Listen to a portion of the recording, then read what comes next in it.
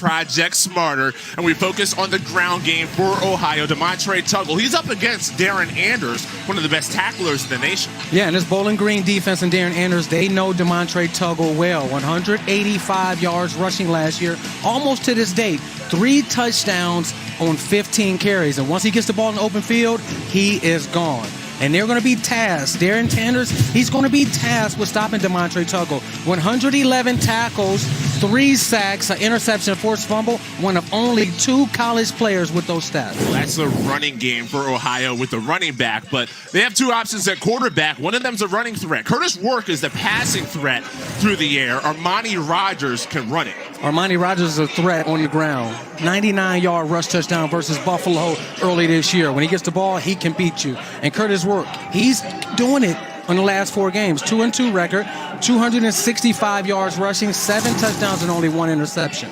Tim Albin leads the way for Ohio. Certainly likes the way his quarterbacks have been playing lately. Scott Leffler, head coach for Bowling Green. A win here secures his best season as a member of the Bowling Green. And it's cold outside, 31 degrees here on Black Friday.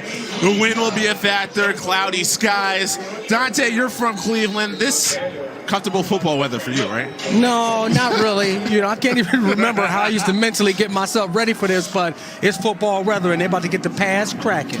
Ohio won the toss, elects to defer. Bowling Green, the football first. Taryn Keith will not have a chance to return that one as Ohio gets their defense on the field first. Bowling Green with our starting lineups brought to you by Dr. Pepper. Matt McDonald, his second season here at Bowling Green after spending 2 seasons at Boston College. He only played 2 games at Boston College. Numbers better as of late. In fact, hasn't thrown an interception in 3 straight games. That's the longest streak of his career. Terrion Stewart is the running back on a 1st and 10 from the 25. Stewart gets the handoff. Off right side, spins, past the 30, gets to about the 33. Pickup of 8.5 on 1st down before John Gregory makes the tackle. The offense for Bowling Green, we saw Terrion Stewart on the first rush of the game. This is a team that puts up 21 points per game. That's the bottom of the MAC. In fact, last in total yards. This is a physical run the football team. You'll see a bunch of tight ends frequently on the field. 2nd down and 2. Stewart once more slithers his way towards the 35. That's what he needs for the 1st down. Looks like he might be a half-yard shy. Ohio's defense, Bryce Houston made that last tackle. You'll see a lot of Bryce Houston and Cannon Blauser. The linebackers for Ohio is the unit that drives the defense. Yeah, they are, and they run sideline to sideline. They're the communicators, and they arrive with physicality. It'll be interesting to see how they play versus Bowling Green run offense. 3rd down and 1. Hands it off. Stewart with the 3rd handoff in a row when he has the 1st down. So going right according to form, Bowling Green on the ground, and they pick up a 1st down on 3 rushes. Yeah, and that's, you can see what their game is, and they're going to hurry up right now. It looks like a trick formation. See here, most of the offensive line to the left side looking for Osborne. In fact, Osborne doesn't get it. It's a keeper for the quarterback McDonald, and he scrambles for a yard. So, Dante, you mentioned that you saw that trick formation. What does a defense have to look at when they see half the offensive line go out to one side? Well, you have to locate who the eligibles are, and they try to confuse you by that. When they align all the offensive linemen to the side like that, if you're not on your P's and Q's and know who the eligibles are, somebody can streak up the sideline for a big play. On your P's and Q's, know who the eligibles are, somebody can streak up the sideline for a big play. Ohio's defense on point there, only a yard gain. 2nd down and 9. McDonald, drop back, throws over the middle. Nice catch by Osborne in the middle of the field. And he has a 1st down for Bowling Green on the 1st offensive possession of the game. 2nd 1st down at the drive.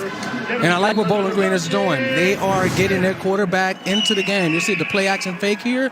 Only a 2-man route. Osborne sitting down in the soft part of the zone, going up, plucking the ball with his hands. Nick Mosley, the running back in this set. Offensive coordinator Terry Malone talked about getting Mosley involved in this season finale for the Falcons. Matt McDonald on first down. It's another keeper for him. It gets to the 45 before Parodi makes the tackle. It's time for our accurate keys to the game. Let Curtis Rowe cook for the offensive side of the ball. He's been playing good in the last 4 games. The defense, stop the run. Be focused on your run gaps. For Bowling Green, be extremely balanced approach, 50-50. Your offensive line isn't playing well. And on defense side of the ball, you need to get 1 turnover and stop the run game as well. Ground game's been a feature for Bowling Green. Handoff here to Mosley. Big crash near the first down sticks as Wolf took the heat of the hits. And you see it lowering his shoulder on contact. And they talked about Mosley wanting to get him the ball. Freshman coming in. And you like that to see that from your freshman, lowering his shoulder and running and through the defender. They're going to see a lot of Mosley today, early and often. Just a half beat shy of the first down, so it's 3rd and inches. 3rd and 1. And Mosley, visions of a complete running back. He's one of a handful of freshmen in the backfield for Bowling Green. 3rd down and 1, and Bryce Houston comes slashing through to make contact on Mosley, short of the first down. And they were in a run defense. You see Lauer on the edge, playing his gap, going upfield and making a tackle for loss. It's going to be 4th and down. They're getting up close. They're getting up quick to snap the ball. On 4th and inches, it's a sneak and a first down. So McDonald, 3rd keeper, the ball comes out late. Ohio says they have the football, but ruled forward progress stopped, and McDonald picks up another Bowling Green first down. And they went hurry up there, trying to catch the defense off guard. Was able to get the quarterback sneak and get the first down. I like what Bowling Green's offense is doing right now. They're running the ball, play action, keeping it simple for McDonald, and they're going for it on 4th down. They're trying to get some points early in this game. It's a team that's lost 6 of their last 7 after starting the year 2-2, so they want to spark. Scott Loeffler talked about how important getting a victory here would be for his young team with a big offseason ahead. First down, McDonald. Long release, seam route, snagged. First down, Bowling Green. Jamal Johnson on the catch for the Falcons. And that's a blown coverage. This is a cover 3, 4 underneath defenders. You see McDonald look to the left, snap back to the right of the field and hit the seam. You're expecting the corner to the outside to break on that ball and the free safety to converge at once. Good job of McDonald locating the open guy in the seam and getting a big play. So they get that big play through the air to complement the ground game, sets up a 1st and goal.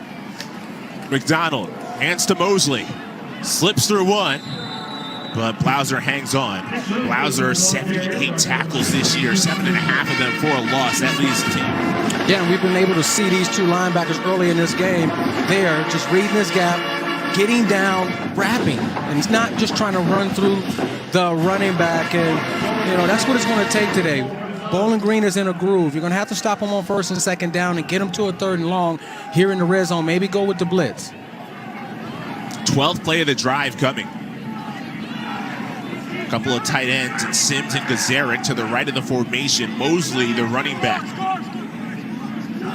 On 2nd and goal, Mosley off the edge, cuts it up the field and dives near the 5. So it'll be 3rd and goal coming up for Bowling Green on the game's opening drive. And Mosley was able to get to the edge there. You can see why this coaching staff is so excited about the young guy, Mosley, being able to get to the edge and look like he was ready to take off and dive into the end zone. That's his 3rd carry on this drive. Bowling Green's offense is operating. Competitive youth was the term that Terry Malone used to describe the plethora of running backs, including Terrion Stewart, who's in as the running back on this 3rd and goal. And we have to watch out for the quarterback option game here. McDonald has been known for keeping the ball in the red zone. Stewart keeps it here. Jukes to the outside, but he's swallowed up. Bryce Houston leading the way, tracking him down along with Cannon Blauser. Those are the 2 we talked about right out the top. They're the linebacking duo for Ohio. 2 linebackers that see it, release, and get to the football. And you like what you're seeing from Ohio's defense right now. Bend but don't break mentality. Yeah, you gave up a big play. Now you stop them in the red zone and you hold them to 3. That's a win for Ohio's defense. So it's one of the best kickers in the country this season, Nate Needham, who's a perfect 15 for 15 this year. One of 2 in the FBS. after struggling in his career prior to this year. This one's only from 23. Good snap, and Needham drills it.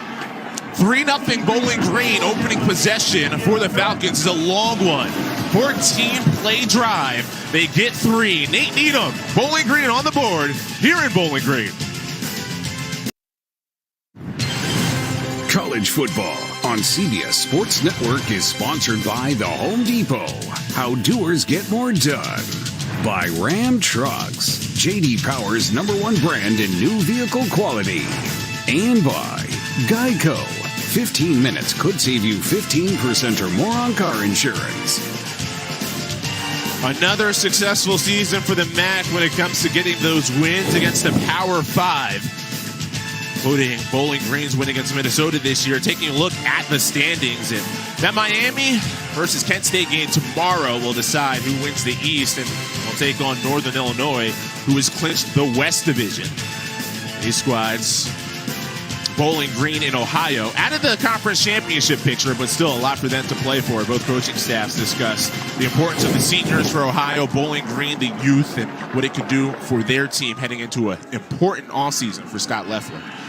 Yeah, Scott talked about, his young team and feeling like they can beat anybody but also lose to anybody all year long. And they want to get this win so they can ride off into offseason feeling good about themselves. Montre Tuggle, top running back, is one of the returners for Ohio, but instead it's Denson on the return here for the Bobcats and brought down around the 30-yard line. Starting lineups brought to you by Dr. Pepper, and Armani Rogers is the first quarterback to head into the huddle for Ohio. Rogers, the UNLV transfer, second season at Ohio after 3 at UNLV, the former Mountain West Freshman of the Year. Dante, you talked about him being the running threat. Yeah, he's a running threat, 556 yards rushing, 99-yard rushing touchdown versus Buffalo, but also 350 yards in the air. Look for them to try to get the defense's eyes in the wrong place and go over the top. Demontre Tuggle is the running back. That pistol formation is what Rogers is comfortable in. And the first down handoff goes to Demontre Tuggle, who spins forward for a couple. The offense for Ohio, Demontre Tuggle, their fifth-year senior from Texas. He's the igniter of the ground game. The offensive line, Parker Titsworth, is the center. He had a low snap on a third down a couple of weeks ago, an important play. Cameron Odom, Isaiah Cox, Tyler Walt, the trio of receivers that Ohio uses. Dual quarterback formation here with both Rourke and Rogers in the game. Rogers gets the snap and keeps it. Tries to go off right, and he's tackled by the ankles by Trent Sims. And that's what you want to see from your safety, staying home, getting down, tackling the bigger Rogers by his ankles and getting him on the ground. You talk about Trent Sims being a really good football player and his dad actually being a coach and coaching him all through there. That was textbook. Staying home, getting down low, and getting Rogers on the ground. Mentioned Sims' dad, Sean, played at Bowling Green, a longtime college football assistant coach. So Rogers comes off here. Rourke remains in on a 3rd down and 9. So a little bit of quarterback roulette for the Bobcats.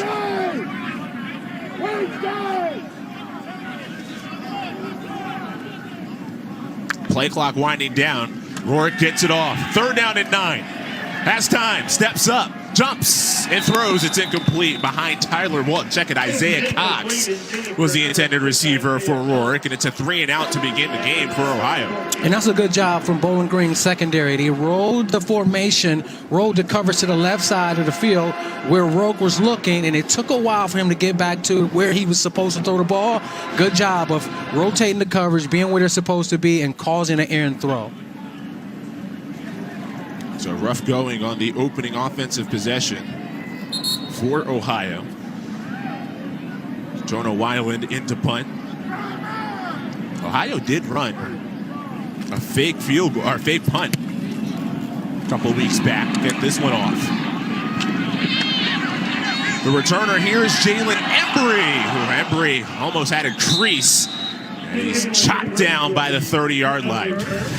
So it was a field goal on the first drive, a long drive for Bowling Green. Ohio 3-and-out. Falcon football next. They've alternated their last 5 in terms of who's won the game. Dante, what do you see in that matchup this year?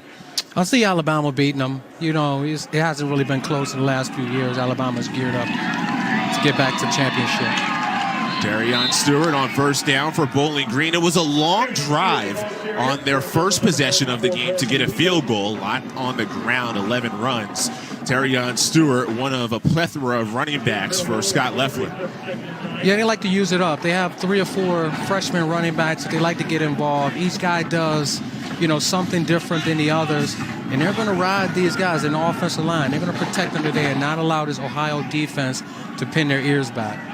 2nd and 9. McDonald keeps. Throw to the sideline. Kavon Kroom slips through one and gets it to Ohio territory. Pickup of 10 through the air. First down for Bowling Green. Oh, Mr. Reliable, as Terry Malone, offensive coordinator, liked to call him. And that was just an easy bootleg, easy reads for McDonald, getting out Kroom on the edge, and then fighting for the extra yards at the end. You like to see that from your receivers there, making the defender miss and then continuing to fight for extra yards. I only have 4 listed receivers who have a catch this year. I like the tight ends and the running backs. Speaking of running backs, on first down, Darion Stewart zigzags for no gain. And that was a good job from Ohio's defense, but you did mention that they only had like 3 or 4 receivers that's on the roster. When they put more tight ends on the field, Bowling Green's offense, passing offense, has more success. 1 tight end, not much. 2 or 3, they have a lot of success passing the ball through the air. They have 2 tight ends or more on the field, 70% of their offensive plays, which is the second most behind Colorado State in the FBS. 2nd and 10. McDonald has that long release, and the throw to the flat is wide. Christian Sims, the tight end, was the intended target. 3rd down upcoming. Yeah, just an easy throw, where it's not as easy as people think it is. Trying to get Christian Sims the ball. And usually when they get him the ball, get it in his hands, allow him to use his ability, good things happen for their offense. Just an errant throw. Scott Loeffler is an offensive coordinator, a lot of prior stops. Boston College, where Matt McDonald began his career, Virginia Tech, Auburn, and Temple. Single coverage at the bottom. Look for Osborne to get the ball. See, single high safety, Osborne one-on-one. On 3rd down, it's a pass that's dropped. Sims. So McDonald and Sims can't get on the same page. The last 2 downs of the series was targets to Sims that won't connect. I didn't like the decision to throw the ball so quickly to Sims. You're seeing Osborne threatening the defense through the seam. I think he should have held it a little longer. And I think that ball might have been tipped right there, Chris. So 4th down and a punt unit on with Matt Naranjo. It was a long drive on the first drive of the game. Not as much on the second. Isaiah Cox back to return. 2 returners, including Walton. The ball's kicked towards him on the far side of the field. It spins like a good golf shot by the 14-yard line. And Ohio will get the football there. Cold day, Bowling Green, Ohio, early.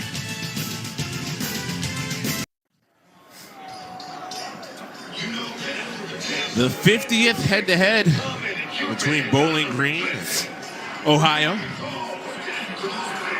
Bowling Green leads the series, although Ohio's won the last 3. Defense for Bowling Green strong on their first series on the field as Ohio went 3 and out. Yeah, and that defense is led by Carl Brooks, who will be all conference. You have Darren Anders in the middle, who's the leading tackler in the conference. And in the secondary, you have Jordan Anderson, who's the veteran in the crew. Curtis Rourke is the quarterback for Ohio. They're on 1st and 10. Zips towards the left side, and Isaiah Cox brings it in. Not a huge gain, though, on 1st down with the completion. Pickup of about 5. And Darren Anders, one of what will likely be many tackles for Bowling Green. Yeah, he'll be all over the football, but you like to see that from your quarterback early, finding a receiver in the soft zone, Cox sitting down and just picking up. That's a way to manipulate some running games, just a quick passing game.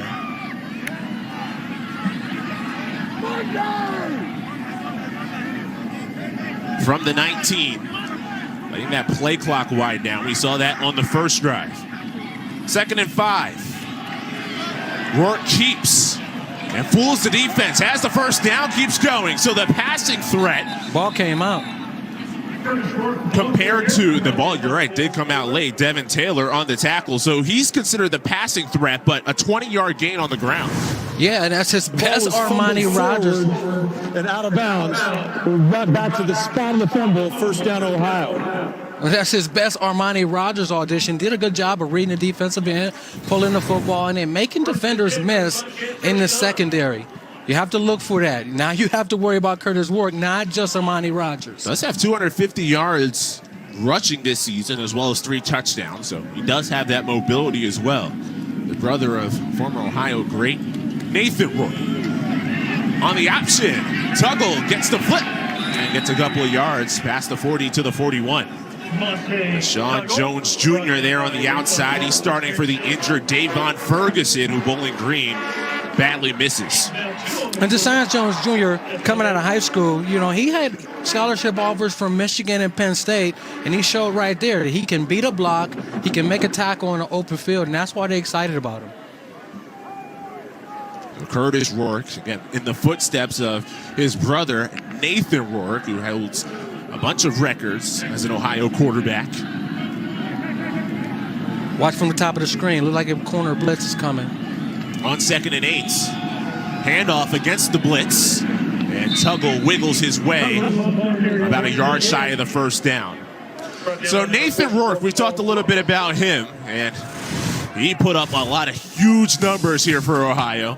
Look at that, almost 7,500 passing yards, and now currently in the CFL with the BC Lions. And he started last week doing well at the next level. 3rd down and 2. From the 47, needing the 49. Rourke gets it. Steps to his right. Pressured, launches, caught with Isaiah Cox. He needed the 49. He's brought down at the 49. Bowling Green says it's a half-yard shy of the first, and that's indeed the ruling. 4th down. And this is a good job for the defensive back, just continuing to stay with his coverage. Actually, that wasn't his man coming off of his man and making a tackle. It's difficult when the quarterback starts to run around and you're in man coverage. The defense is going to have to continue to be disciplined. So it looks like, Dante, the offense remains on the field here on 4th down. And I agree with it. Ohio's offense hasn't really done anything in the past few games in the early parts of the game. I agree with them going for it here, keeping the momentum. With O'Shawn Allison, the running back. Pistol set. Speed option, near side, fake the pitch, first down, Rourke, and more! Down the near sideline, Curtis Rourke, chased from behind, and brought down by Trent Sims. But on 4th down, Ohio gets a big spark play with Curtis Rourke. And this is how you run the quarterback option. Woo! Make you miss, I'm going to keep going, running up the football field, making plays, and then guess what? I like from Allison, I like that he kept his connection. If the quarterback gets in trouble, he can pitch it in there. The defender jumping on his back, getting him out of bounds. But that's what you like to see from your quarterback, a little bit of razzle-dazzle. Going to run him more than 40 yards on a 4th and short. So Allison remains in. 1st and goal for Ohio. A chance to take the lead late in the first quarter. Rourke wants it and gets it. Play action. Rolls out. Left. Burton the catch. Looking for the goal line. Crawls forward and gets in. Touchdown, Ohio. And that's how you catch a defense off balance. The option to the right, come back in the red zone with a bootleg, knowing that the defense is geared in on the run, throwing it to your big tight end, and he just fighting to get into the end zone. Gave that stiff arm to Blade Spires, who held on. It's a matter of whether the knee was down before that last lean forward for Alec Burton, the redshirt junior from Danville, Indiana. Would be his first touchdown this season. And with the replay, you'll see it dragging defenders. Let's check it out. Ball across, knee down. I'm calling it a touchdown. I think that's a touchdown for Ohio. You see Spires hanging on to the back of the jersey. Did you see that viral picture of the NFL game yesterday where the defender was hanging on, where the jersey was like tearing away? Yeah, sometimes as a defender, you get in a compromising position, and you have to try to get the offender on the ground by any means necessary. But that's a lot of power from a tight end and a lot of power from a defender holding on with forearm strength. But there, I think that the ball crossed the goal line before his knee went down. Just a phenomenal effort. This is probably one of the two angles that you can use to put it together. Knees down there. Knee here. But can you really tell can't tell exactly from that angle, really, where the ball is. Tim O'Day is our referee. After reviewing the play, the ruling on the field is being changed to the runner being short of the goal line when his knee was down. The ball will be placed at the half-yard line where it will be second down. The clock will start on my signal. So take the first touchdown of the season off the board for Alec Burton. And Ohio instead will have a second down and goal from the 1. Yeah, and that hurts. That was a phenomenal effort trying to get to the end zone. Set up with a 45-yard run by Curtis Rourke to set up the angle. Second down and goal.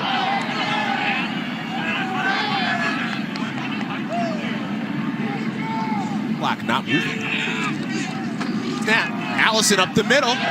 Stood up near the goal line. Didn't get there. So it's third and goal, and that could be the last play of the first quarter. And I like the mindset of the defense there. You're not in until you're in.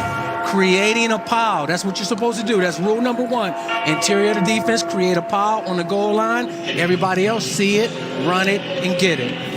So they change ends of the field for a third down and goal from the doorstep. Ohio looking to take the lead on the road at Bowling Green. It was a first drive field goal for the Falcons. Ohio's best drive of the game has third down upcoming. From Joint Perry Stadium here in Bowling Green, college football on CBS Sports Network, presented by Home Depot.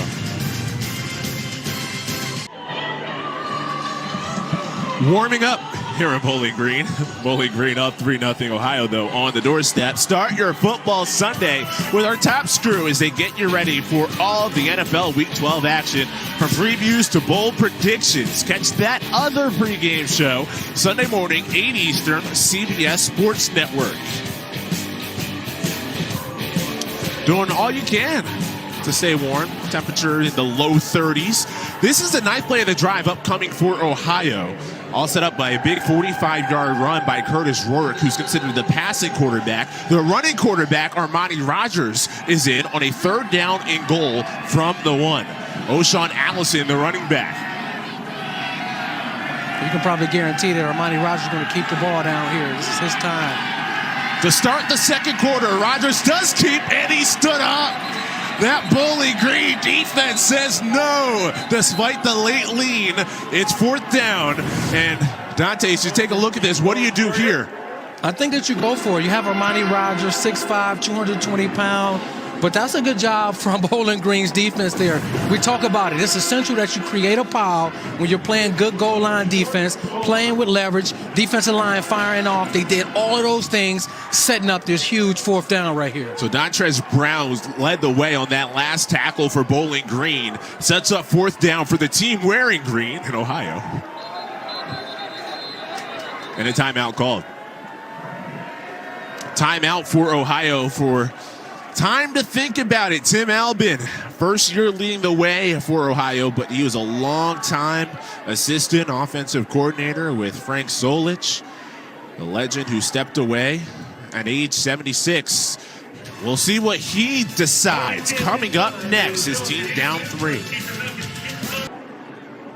Tim O'Day and his referee crew taking a look at the last play, a third down and goal, where Armani Rogers, the running quarterback for Ohio, kept it. Now, Dante, it's one of those things where they ruled forward progress down at some point. There was a whistle with him running towards the goal line there. So they're reviewing it. He might have gotten into the end zone after the whistle. So what exactly do you look at here? Well, what I'm thinking is it's not definitive. If you can't see it from the sideline and see that he actually cross the line of scrimmage and you don't know when the whistle was blown, you have to keep it a touchdown. Touchdown, Ohio. Don't have his mic, but you can see the hands. That says enough. Touchdown, Ohio. Yeah, so obviously they didn't blow the whistle. He continued to fight, and they felt like forward progress wasn't stopped, and they're going to give him the touchdown. So it turns out to be a 9-play, 86-yard drive that ends with an Armani Rogers 1-yard touchdown run, his 7th rushing touchdown of the season. And that's what's so difficult about big body quarterbacks that run the ball in the red zone. When you give them the ball and say run behind his offensive line, essentially adding 11 on 11 football is difficult to stop. Steven Johnson, extra point, count it. And Ohio has the 7-3 lead over Bowling Green. So Armani Rogers gets the touchdown run for Ohio. We'll be back in 30 seconds from Bowling Green. Okay, getting on the outside into the open field. Armani Rogers rendition and getting it to the end zone. Up Ohio over Bowling Green. At Napa, we keep things moving. If it has wheels and an engine, we help keep it on the road. And if it's on the road, we have parts for it. And if you need a part, you can get it fast. At Napa, when we're not thinking about cars, we're thinking about the people who drive them. Because when it comes to serving you and our community, our motor never quits. Ohio started the season 0-4 and only won one of their first 8 games. Since then, they've won 2 of their last 3, looking to end the season on a strong note. As Bowling Green on the kick return here with Jamal Johnson. A kick that wasn't deep. There is a flag down. As Johnson's brought down around the 35. And that was a huge message from Tim Albin, saying that they wanted to end this season winning 3 of the last 4 ball games.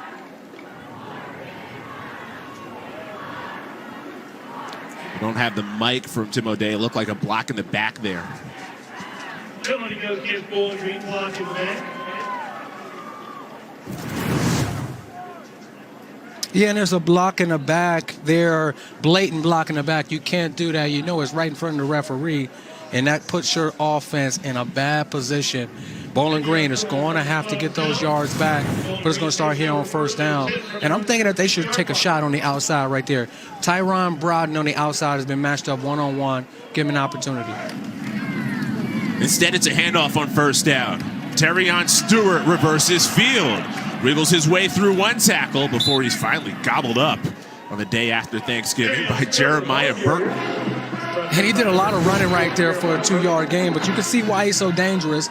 And he's so competitive, putting that foot in the ground, making guys miss. If the one defensive back doesn't flash there and stop his feet, he might be still running on the outside to the right. Like we have an injury.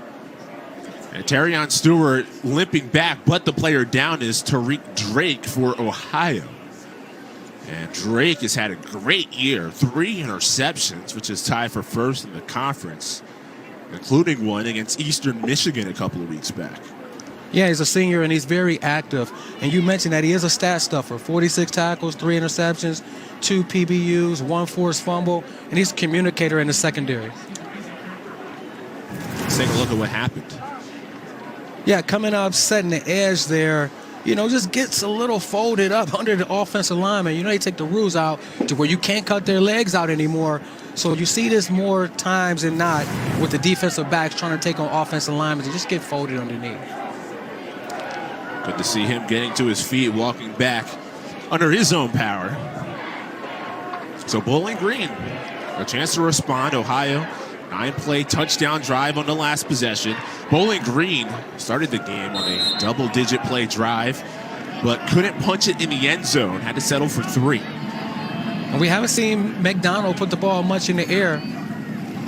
See here on a 2nd and 7. Goes to the air. Broden the target. Down the near sideline. It's incomplete. Roman Parodi running step for step. And it's 3rd down coming up for Bowling Green. And I like what Scott Leffler was thinking there. Hey, one-on-one on the outside with our 6'4 receiver throwing it up, and the defensive back just had really good coverage there. Did all of the work at the line of scrimmage, pressed the receiver, got his head back around it, and it was just a little bit overthrown. Here on 3rd and 10, they're going to have to pick up these yards, or they're going to give up good field position. 1 for 4 on 3rd down. So a team that came in converting only 33% on 3rd downs.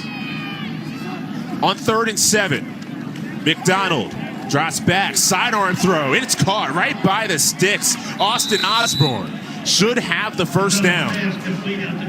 And it looks like they're going to give him the first down, and that's a good job. Keeping in protection to protect McDonald. 7-man max pro, 3-man route, has Sims open over the middle, but chose to throw it on the outside to Osborne, who's been Mr. Consistent and able to keep the sticks moving. McDonald 4 for 7 through the air. Teron Keith in the game, technically a running back. They use him almost like a receiver. Out in the flat as McDonald throws deep down the middle. Broden's a receiver, but couldn't find the football. That's the second time this drive where he's overthrown Bryden on the outside, and they're down the middle. But you see this formation? They're keeping Keith in and the tight end in the block so that they can run deeper routes down the field. And there, Bryden almost gets behind the defense. You have to put that ball on him. If you see that he's near the defensive back, that means that he's leaving. You have to take some of the air off of it, and he'll probably score a touchdown. Now, Broden last week dropped what would have been a 77-yard touchdown. A couple of overthrows on McDonald's side. The second down throw to the flat. Again, Christian Sims can't hang on. So that's the 3rd time in this game. McDonald looking for Sims, and they can't get on the same page. And that's Sims' second drop of the game. And it shows me that there's a lack of focus. Getting the quarterback out of the pocket, easy throws. And those are the type of plays that Sims has been making all year. Catching those quick throws, turning up the field, and punishing defensive backs. He has to get his mind in the game. Those are frustrating things for a team that's lost 6 of their last 7. A 6-season bowl drought. Haven't been to a bowl since the 2015 GoDaddy Bowl. 3rd down and 10. McDonald launches to Kroom, who makes the catch and has the first down, or at least he's close. He's actually a half-yard shy. So Kevon Kroom, the senior from Sandusky, Ohio, picks up all but a half-yard that Bowling Green needed. Ohio plays a lot of zone coverage, and this route combination is called a Y follow. You have a shallow route coming with an angle behind it, and they were trying to get past the first down. The defensive back does a great job of making a tackle before he was able to get across the first down line. Good job from Ohio's defense. Dante, I heard a lot of groans from the crowd as the punt unit came on instead of going for this on a 4th down and inches. Well, they're feeling like, hey, both teams are 3-8. What do you have to lose? But you're still trying to put your team in the best position to win this game. Timeout called by Bowling Green. So perhaps second thinking, Matt Naranjo coming in the punt, and Scott Leffler saying, hey, wait a minute, let's get our offense on the field. It's the last game of the year. It's Black Friday here at home at Bowling Green. Hey, some people eating their Thanksgiving leftovers. Just have some fun and go for it. Yeah, and that's a little more like it. How about, you go for it on 4th down, but you better have your best play ready. You can't just go for it here on the 40 without your play dialed in. You're going to give the ball back to Ohio, and their offense has really been hot. 4th down, 5 for 15 on the year. Mentioned the struggles. I mean, last year, it was difficult for all the teams, especially in the MAC. Coming off that COVID year, Bowling Green was 0-5, every loss by 25 or more points. Such a young team. I want to give them something to get excited about heading into an offseason. Where only 4 players on the roster don't have eligibility for next year. And a young offensive line. Wouldn't you like to see your young guys blow this defensive line off the ball and pick up the first down? In their own territory, 4th down and inches. Handoff is tough. Nick Mosley does not have it. Jack McCrory came in, leading the way for the Bobcats. Well, like I said, this is why you don't go for it on 4th down in your own end of the field. Now Ohio has great field position. The 4th down, trying to get the young team something to be excited about. Instead, it's the redshirt junior on the stop for Ohio. Ohio up 7-3 early in the second quarter. And the decision for Scott Leffler backfires. Media timeout. We'll step aside. We'll come back to Doint Perry Stadium here in Bowling Green. And Jack McCrory here flies through because his defensive lineman is firing off the ball, taking two, playing with leverage, and this is how you stop fourth downs. You fire off the ball, you play with leverage, and you go with what you see. Jack McCrory made a great play there. That was 4th and 1 in their own territory, so it sets up Ohio. Great field position from the Bowling Green 36 with Curtis Rourke. Armani Rogers, sometimes they're both on the field, the two QBs for Ohio. Speed option, near side. Tuggles the running back. Rourke keeps. Big crash, but he keeps the pile moving, and the ball's out late. The officials say that Rourke was down by Blaine Spires, who made the tackle. And they're continuing to go to the well with that quarterback option on the outside. And you see it, Rourke fighting for the extra yards. Looked like that ball came out, but where did the whistle come in? We can't really hear it. But good job from the defense continuing to fight and strip the football. Spires did knock it loose. It was recovered, though, by Nick Sink for Ohio. Don't get the fumble yards, only a gain of 4. Already 69 yards on the ground for Rourke. On 2nd and 6, Tuggle sneaks through the initial surge and has the first down. Past the 35, or past the 25, I should say, to the 24. Demontre Tuggle coming in with 750 yards on the ground. Yeah, you'll see him following his offensive lineman, T.J. Jackson there, going to daylight and continuing to fight for extra yards. I think that they should get to giving Demontre Tuggle the ball and more carries here in the second quarter and wear this defense down. Well, Bowling Green has had enough of Tuggle last year. 3 touchdowns against Bowling Green. Ran for 185 yards. On only 15 carries. From the 24, it is Tuggle again. Tuggle slides through and has the first down, looking for more. Stumbles shy of the 5. Anders and Neri combined on the tackle, and an explosive run for Tuggle. Okay, Tim Albin has said, we remember this guy. We remember the game he had last year versus this team. Let's get him going here in the second quarter. And you see it just run into open daylight. And Anders, the matchup we talked about in the open. Anders tracking him down in the open field. You want to tackle him, but you don't want to tackle him 10 yards down the field. They're going to have to shore up their inside running gaps and keep leveraging the football. That was 17 of his 37 yards in this game on 5 carries. First and goal. Rourke remains in. The tight end, Alec Burton, in motion. Rourke rollout. Burton incompletes. Through his hands. Darren Anders on coverage. Darren Anders, that's where the discipline of burning your eyes to your man comes into play. Boot trying to get everybody to flow opposite, just being patient, not grabbing onto the defender, waiting for the ball to come and getting the PBU. Quick tempo on second down with the sun peeking out. Demontre Tuggle stood up near the line. Anthony Hawkins pushing him back. Anthony Hawkins is one of those guys who plays with a tremendous motor. He's undersized, but he's going to do what he's supposed to do on each and every snap there. He's able to penetrate, stop the ball carrier for no gain. I tell you, we've been here since Wednesday. Hadn't seen the sun since we've been here. It's starting to peek through a little bit. Yeah, I love it. Still cold. You're from Cleveland. Yeah, you never get used to it, though. That's why it was always funny to people saying, you're from Cleveland, you're supposed to be able to play in this weather. No. It doesn't mean you gotta like it. I know where you've been. Doesn't go that way. Former Buckeye Dante Whitner, Chris Lewis. You're on Black Friday. 3rd down and goal for Ohio, looking to increase their 7-3 lead. Thinking more quarterback option here. Tuggle in motion. Empty. Rourke against a 4-player rush over the middle. It's dropped. Darren Anders on the coverage and lets Tuggle know you probably should have had that. And that's the matchup that we talked about. We talked about Anders on Tuggle, and that time mano-a-mano, man-to-man, angle route in the red zone. And Anders was initially beat here, but like all defensive coaches tell you, fight to the ground until the last second to get the ball out. Good throw from Rourke. But you'll see it. Anders is continuing to fight. He was beat and strips the football out for the PBU. That's Tuggle having it, though. Could not secure it. Steven Johnson, a field goal. Just a 21-yarder. And he puts it through 10-3, Ohio with a 7-point lead over Bowling Green. The Falcon defense holds strong at the goal line. At noon Eastern with JB and the guys on the NFL Today.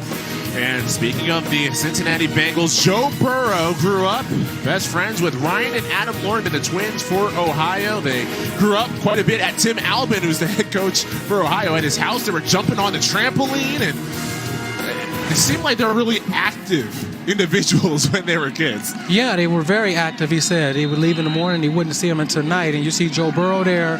He had to transfer out of Ohio State. The competition was a little too stiff for him. Of course.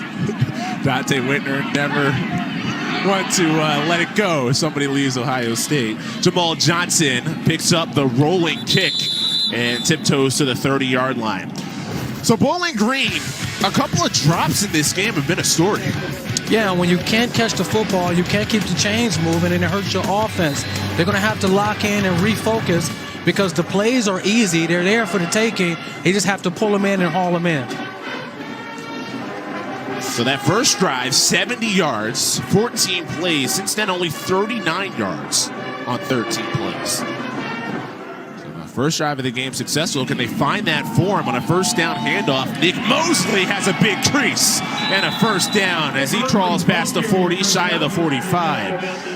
So the Bowling Green staff talked about getting Mosley more carries this week, and he rewards them on that run. Yeah, now you can see why they're so excited about him. Look at the patience. Look at the ability to put that foot in the ground and explode up the field.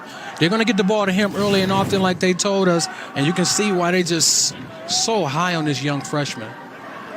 Part of that backfield where there's competitive youth, a lot of freshmen who tote the rock for Bowling Green. Speaking of bowling, that's a great word to describe Nick Mosley on first down.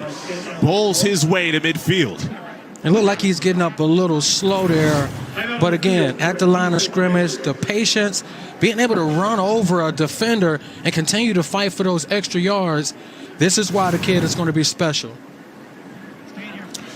Handing out punishment on the ground. In fact, Jack McCrory is the player down for Ohio.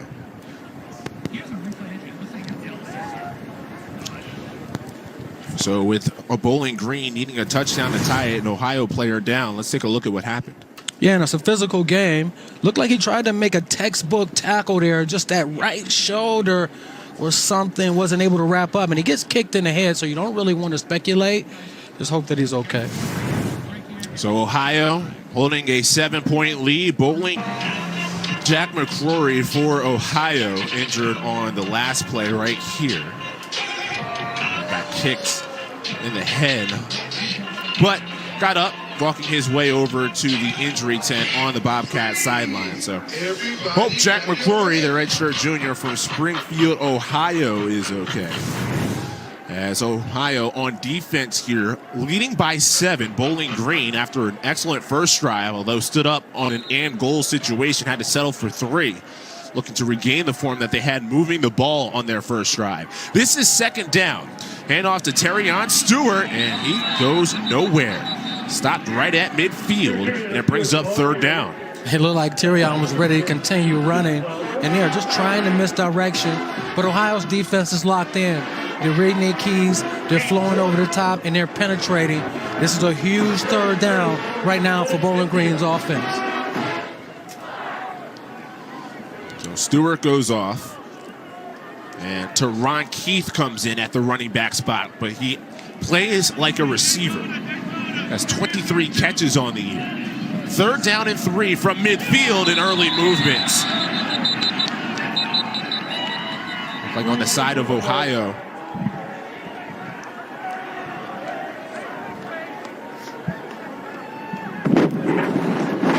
Offside. Defense number 90 jumped into the neutral zone, causing the offensive reaction. Enforcement of the 5-yard penalty results in a first down. So that's a big penalty on Braylon Henderson. Yeah, it's a huge penalty, and you have to watch that ball. The ball doesn't move. You don't move as a defender. That's an easy, cheap first down that you gave away. Henderson the penalty. It's a first down for Bowling Green. McDonald sets up a screen. Sims, it's too tall and over his head. So that's the fourth time McDonald and Sims cannot connect, and it's second down. Now, what they were trying to do is catch the defense off guard. They were trying to show a sprint out to the right, but Bryce Dugan, he stayed home. He understands that if the running back is staying opposite you and the tight end is blocking, stay with your man. He made that throw difficult, and this is why they're in a 2nd and 10 situations, because of one guy being disciplined on the backside. McDonald off the back foot throw. Gets it into the flat for Crew. And Crew past the 35 and a first down for Bowling Green. So their best drive since their opening drive, as they're in striking distance. And Scott Leffler told us that they have their most success when they're extremely balanced on first and second down, and when they can move the pocket and the sprint outs and get their quarterback easy throws. And that was a great symbol right there, getting the quarterback outside the pocket, one read on the sideline, getting the first down. Their offense the last couple of weeks have been struggling. First down, Stewart stops his tracks, accelerates again, and a big pop shy of the 30. Kenan Blauser got under his chin strap there. He was there for the cutback, put his foot in the ground, and he had a rude awakening. You'll see it, setting the edge, making the ball string back and cut back, and pow! Right there on attack. That's called physicality from the linebacker position. Putting your shoulder pads underneath the defenders. He had a little help from his teammates, but that's physical brand of football. Think anything excites you, Dante, like a hard hit? Nothing at all. 2nd and 8. Play action. McDonald sets his feet, unleashes, and caught. Osborne outside the 10, bumped out of bounds, and another big play through the air for Bowling Green. Utilizing the play action to get the underneath defender sucked up. But I like the route concept. Look at Osborne. That's an NFL type of route, showing the inside, breaking to the outside, plucking it with his hands, pulling it down on the sideline, and Mac McDonald having the time that he needs to step into the throw to complete the pass. 21 yards, Austin Osborne, the transfer from Washington. Almost a throwback I formation here. Mosley, handoff, off edge, slugged down, just lassoed to the ground by Jack McCrory, who left the drive earlier on with an injury. He's back and making an impact. And in obvious run situations, Ohio defense is teeing off. Look at guys playing downhill, running through the gaps, pursuing. You're going to have to push this defense back. In those obvious pass running situations, you're going to have to go to some quick game and throw the ball over the outside. Empty backfield here. Jamal Johnson to the bottom of your screen is a running back. So he's on the outside. Second down. McDonald over the middle. Osborne brings it in. Touchdown. Bowling Green. What a catch for Austin Osborne. His second touchdown of the year. And when your quarterback is decisive in where he wants to go with the football, good things happen. McDonald here, looking to the right side of the field, flashing back, just beaming the ball into Osborne. And Osborne knew that he was going to take a hit there, took a big hit, but still held on to the ball. Jaron Hampton, the free safety, tried to pop it loose. But it's Osborne who hangs on. He went to the same high school as Matt McDonald in Mission Viejo. Won a state title back in 2015. And here in 2021 on Black Friday, he missed a game at 10. And the seam ball in the red zone is hardly defeated. Osborne going up, catching the football, touchdown Bowling Green. On a CBS Sports Network is sponsored by Coyote Tractor, by the Sonic Garlic Butter Bacon Burger for a limited time, only at Sonic, and by Gorilla for the toughest jobs on planet Earth. That's a monster turkey leg. I like that right there. They say football team's a family, so it's a family Thanksgiving for both Ohio and Bowling Green yesterday. Getting a chance to enjoy the holiday meal. Yeah, and they were able to enjoy it together on Thanksgiving. be around guys where you probably spend more time around his guys than you do your actual family. So it was probably just an amazing time for them. And Scott Leffler talked about it. He wouldn't have it any other way to be around guys that he loved. Really loves this team. You can tell just a bunch of young players make up this Bowling Green team. On the Ohio return, Demontre Tuggle is tripped to the ground at the 16-yard line. Kevon Kroom on special teams with the tackle. Coming up on the halftime report, powered by Ram Trucks, join Adam Zucker, Brian Jones, and Houston Nutt from our CBS Sports Network studio in New York. Preview of this weekend's biggest matchups, highlights, and scores from around the country.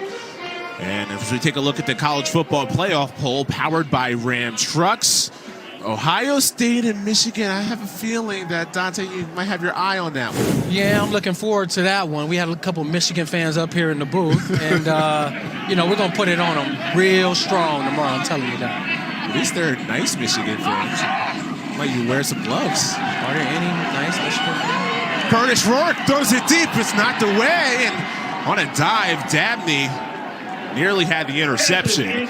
Cameron Odom was the deep threat there. Ball knocked away, and it's incomplete. And that's one of those where Curtis Rourke wish he had that back. If you lead Odom here, he's going to score a touchdown. The defensive backs are out of position there. Throw it to a spot, allow your speedster to run under it, and he'll probably be still running. He wish he could have that one back.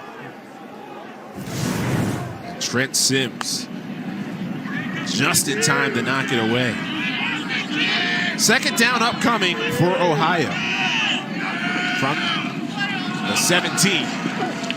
O'Shawn Allison jukes his way near the 20, stood up shy of it. Darren Anders, coaches say he's a big fan of motocross, is the one on the stop. He's top 10 in the FBS in tackles, leads the MAC coming in with 111. And he's one of only two players with over 100 tackles, 3 sacks, a forced fumble, and an interception on the season. He's a stat stuffer, sideline to sideline, penetrating linebacker and the leader of this defense. You combine him with Brock Horn, and that is full of tackles for a defense. Timeout called by Ohio before this 3rd and 8. Timeout, Ohio. So Tim Albin takes the timeout. 4 minutes to play as clock management starts to become a theme here, as Ohio coming up wants to break this 10-all tie. And Ohio started the season 0-4, 1-7, but 2 of the last 3 have gone in the win column. So they could end the season 3 wins in their last 4 games. That would be something to go into an offseason. And when we talked to Tim Albin, that was huge for him. Starting to gain that momentum. 3 out of the 4 wins to end the season will be awesome for this team. And the quarterback, Curtis Rourke, he's starting to play better in the last 4 games.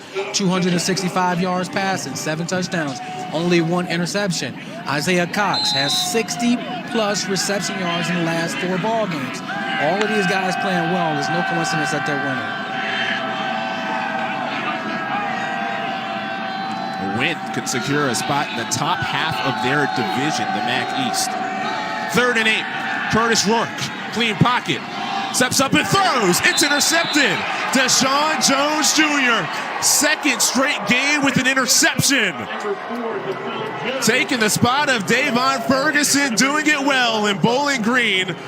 Great field position. And DC Eric Lewis told us he's very excited about this guy. You see it just sitting there, fluffing off of his guy, and comes up with the big interception. I don't think Curtis Rourke saw him anywhere underneath, but when these balls come to you, you have to catch them.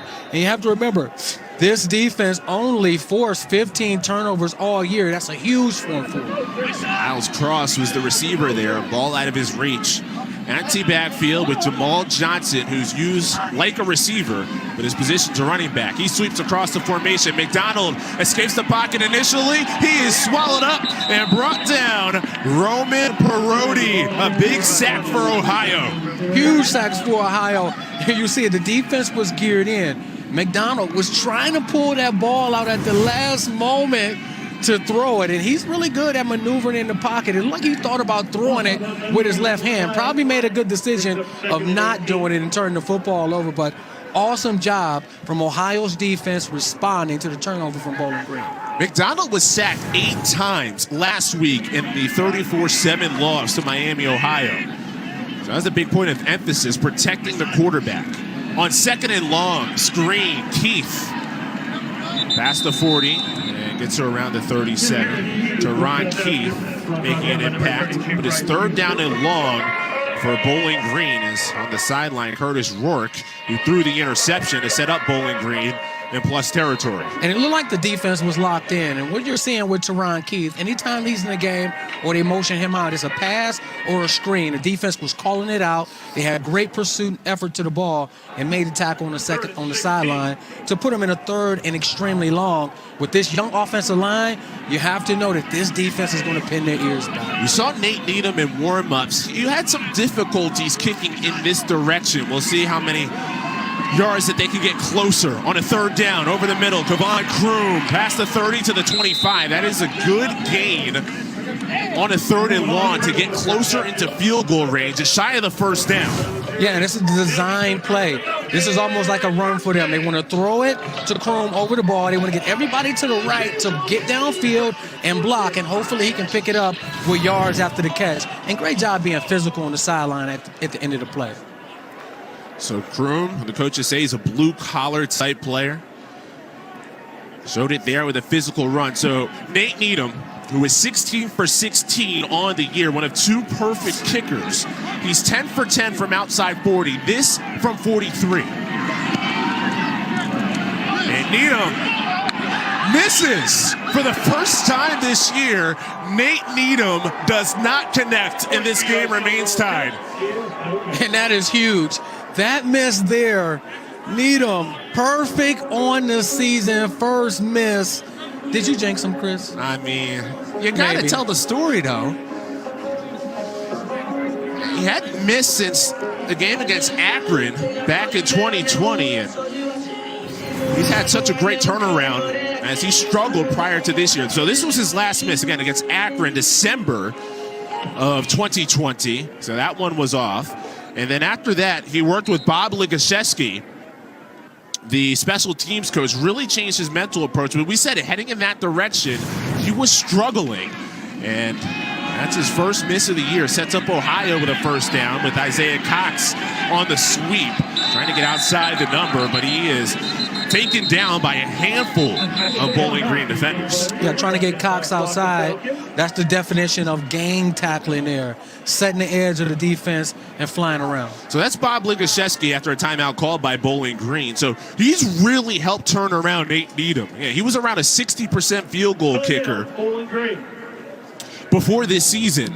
And he's changed his mental approach, approaching every kick in a practice like it's a game winner. And we're talking with head coach Scott Leffler, and he was talking about Needham was one of the most inaccurate kickers. In fact, there was an extra point a couple of years ago, almost, he said, killed a girl in the stands. It was so far off the mark. And he's gone from being so unreliable to the most dependable kicker that you could have. And that's quite the turnaround. Ligashevsky gets some credit for it, but also the approach of Nate Needham. Yeah, and it takes the ability of the player to lock in and focus each and every practice, each and every weight session, each and every kicking session. And it's just tough that he had to miss that first one in his last game of the season. You tell the story after a miss. Rourke taken down. Carl Brooks, 6.5 sacks on the year for the captain. Another timeout called by Bowling Green. And what did DC Eric Lewis tell us about Carl Brooks? He's a captain. He will be all conference, and he's extremely disruptive. Even when they play games against Minnesota and Tennessee versus the top Power 5 schools, he was still being disruptive and beating guys in his one-on-one battles. And there, he beats the offensive lineman, gets the quarterback on the ground, and he's just continuing to have a phenomenal year. The numbers gaudy. 16.5 career sacks, which is 7th in Bowling Green history. But you mentioned our talk with Eric Lewis saying that the numbers say one thing, but his impact goes beyond the numbers. Yeah, it goes beyond the numbers, and especially in the MAC. It's difficult for offensive linemen in the MAC to block Carl Brooks. He has the ability to, give you multiple moves in the run game. They like to keep him on the move in the passing game, and sometimes they'll allow him on the edge to let him just go and feast on the quarterback. So 3rd down and long. Imagine a run here with Bowling Green. No timeouts remaining. Got to take out another 40 seconds. Hand off to Tuggle. Tuggle to the edge. Escapes an Anders tackle. But he's still well shy of the 1st down. So imagine that clock will move down to less than a minute left before the punt for Ohio, leaving as little time as possible for Bowling Green. And I know it's 3rd and 17. It seemed like they conceded there. But there's been situations this year where Bowling Green's defense has given up big runs on 3rd and extremely long. And you see it, making 3 defenders miss on the sideline, nearly breaking a 4th and being able to, pick up some yards. But here, they're going to continue to play the field position. Bowling Green needs to get the ball back in phase, and then they can go to that 7-man max pro where they can get 3 receivers down the field to try to push it over the top. Bowling Green, 2nd in the nation in block kicks. Mine before this punt and a timeout call by Ohio. They've blocked 5 kicks. Again, those aren't all punts. There's some extra points, field goals in the mix, but when they decide to rush, they can get there.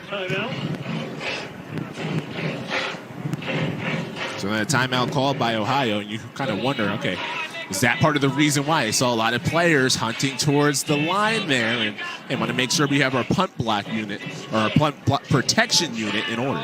Oh, yeah, they're very aware. The special teams coach is saying, hey, we can't give up a block kick in this situation.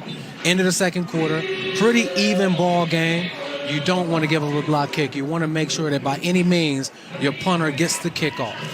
You just saw Nate Needham there, and going back to his miss, he was 15 for 15. The longest streak outside of Jonah Dalmas for Boise State comes to an end there. So we'll see if he gets another chance late in the half to try to shake that off. Johnson the punt, and it nearly was blocked. Jalen Embry, the returner, lets it bounce and roll, and that uses some more clock as well. It's finally down at the 29. That punt was close to being blocked. Yeah, it was. And you see 2 Bowling Green Falcons coming free. And what they tell you is don't swipe at the ball. Go to where his foot is going to be. Put one hand over the other and then wait for that plump of the ball. When you swipe, you miss, but he got extremely close. So there's 44 seconds, no timeouts. Dante, are you aggressive here if you're Bowling Green? Yes, they have success when they keep guys in and they max protect with 3 or 4-man routes down the field. On 1st down, McDonald, that slingshot delivery to Kevon Kroom on another crossing route. That's how the last drive ended for Bowling Green. Picks up a handful before being knocked out of bounds. Stops the clock as Alvin Floyd sent him to the sidelines. But that's what you want on your first play in 2 minutes. You want to get a draw screen, something quick, where you can get positive yards and get out of bounds. Here's where you continue to work the sideline so you don't have to use any timeout. 2nd and 3. McDonald backpedals, gets rid of it, but it's incomplete. Christian Sims was the receiver. McCrory in coverage. Defender is all over it. Osborne does a good job in trying to pull the defenders and underneath linebackers, just being aware of where the receivers are, getting the ball out. McDonald's 0 for 5 in this game when targeting Sims.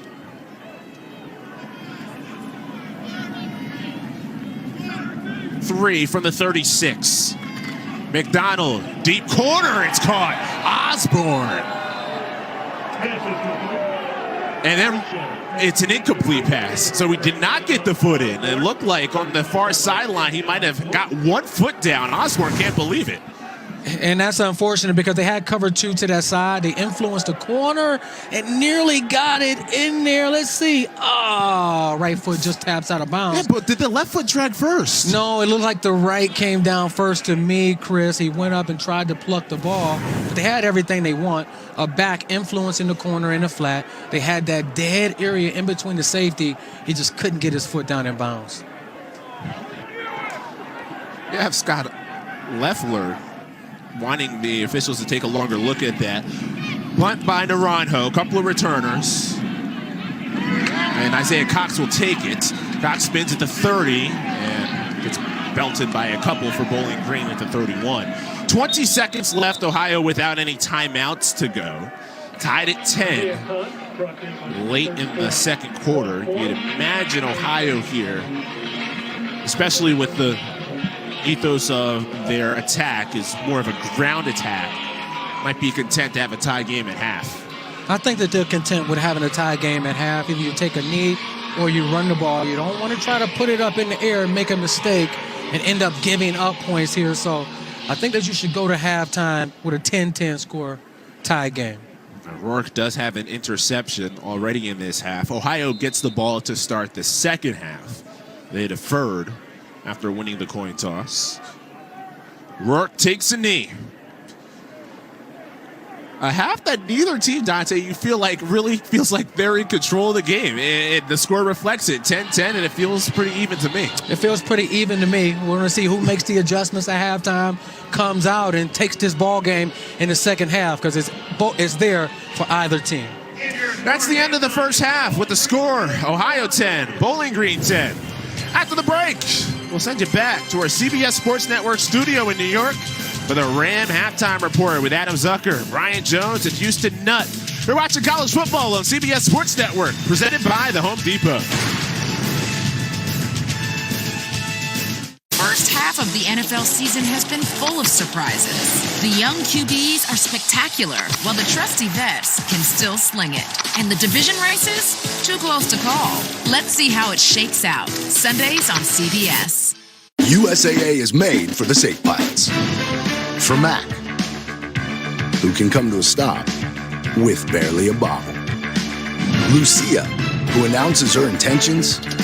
Any kind of control in that first half. No, they didn't. Ohio has been able to run the ball, but they haven't been able to throw it. Bowling Green has been able to throw it, but they're not able to run it. Both teams are not doing well on third down, but they are doing well in the red zone. So this is a pretty even ball game, and we'll see who'll pull it out in the second half. Well, let's see who's toughest on the turf, and that's presented by Gorilla Glue.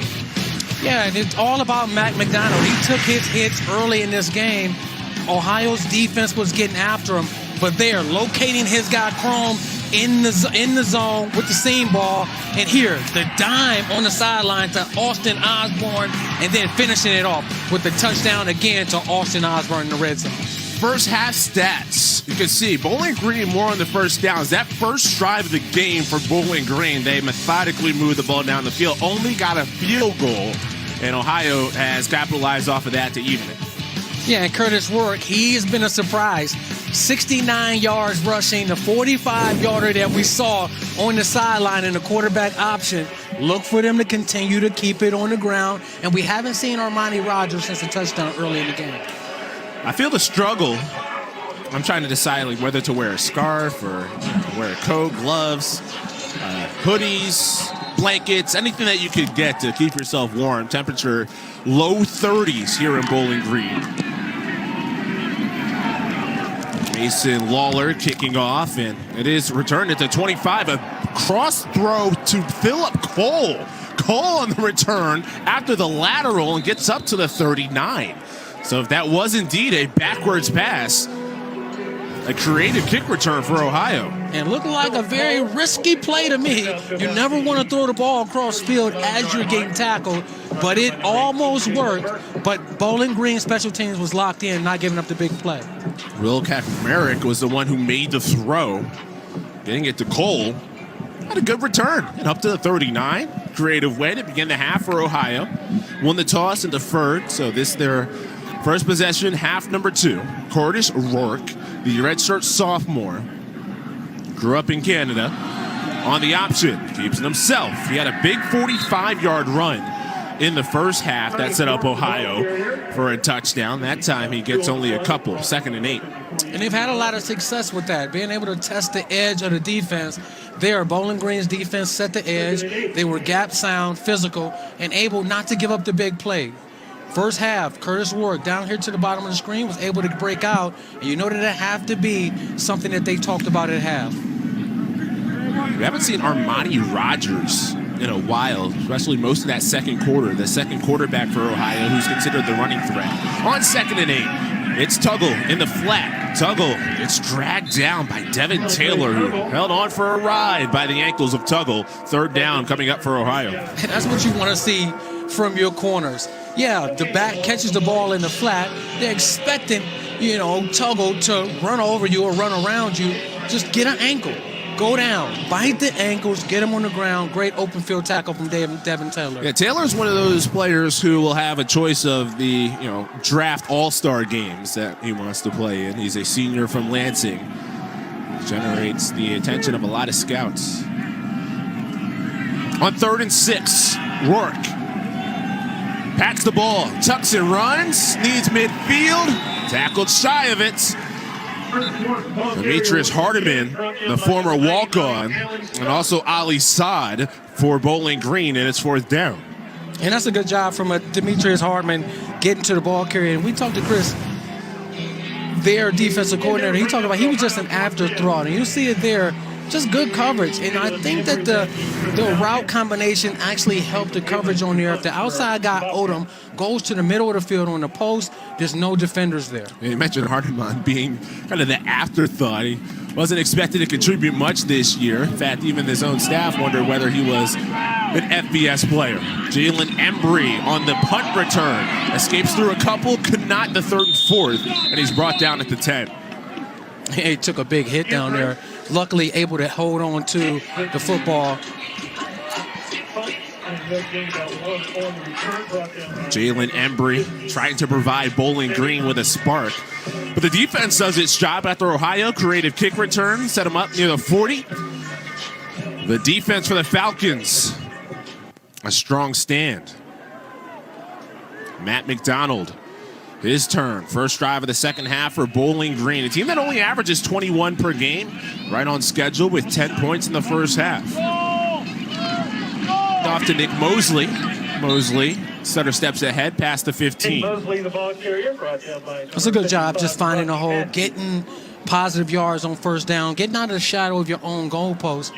Another thing that I'm looking for to Matt McDonald in the second half is all season long he's been utilizing his legs, getting rushing yards, throwing the football. I would like to see him move around in the pocket and take some shots downfield after maneuvering around. On 2nd and 5, Mosley's 10th handoff. 15 to the 16, not much other than that. It'll bring up 3rd down, medium distance after Kai Caesar on the Ohio tackle. And these are the plays that you have to have as an offense.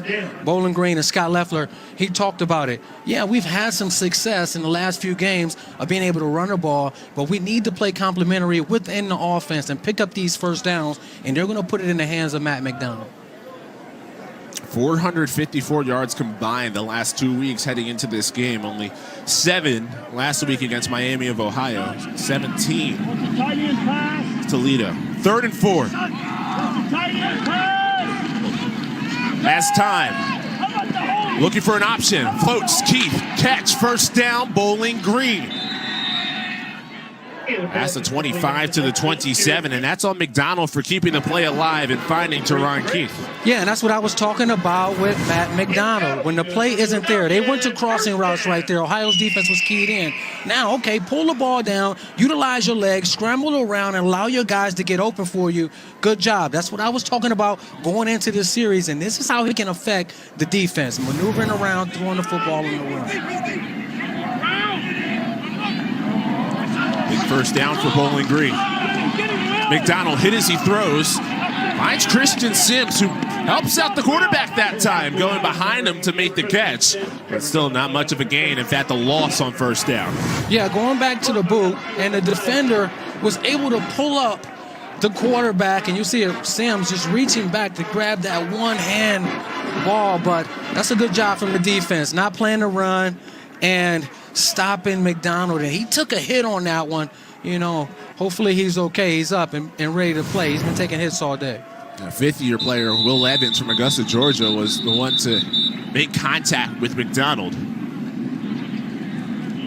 Game is stopped. Take number 3 out for a minimum of 1 play. It's a medical observation. So Tim O'Day says Matt McDonald has to come out. Again, he was hit hard and up towards the head area, so He'll have to come out for a play just to be evaluated, and that brings in Tucker Melton, who's a redshirt freshman from Phoenix City, Alabama. And he's played in 3 games this year. Terry Malone said that anytime that Tucker Melton can get in, it's sort of money in the bank for the future. Nick Mosley's the running back on 2nd and 11. Yeah, but only 10 attempts throwing and 1 interception. You know they're running it. You called it. Mosley zigzags up the middle. Tries to push the pile to the 30-yard line. Roman Perotti first to make contact for Ohio. It brings up 3rd down, and McDonald comes back.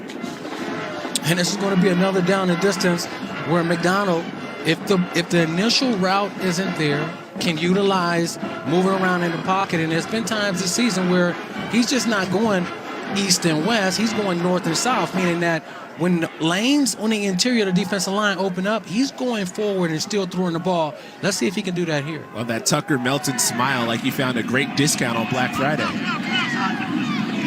3rd and long.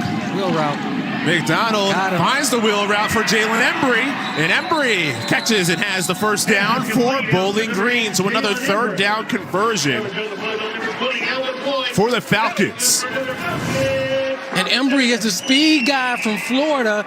They are getting him on the sideline. Sometimes as a defender, when you're supposed to have the wheel route, you can peek back at the quarterback. Alford looks back and gives up the big play.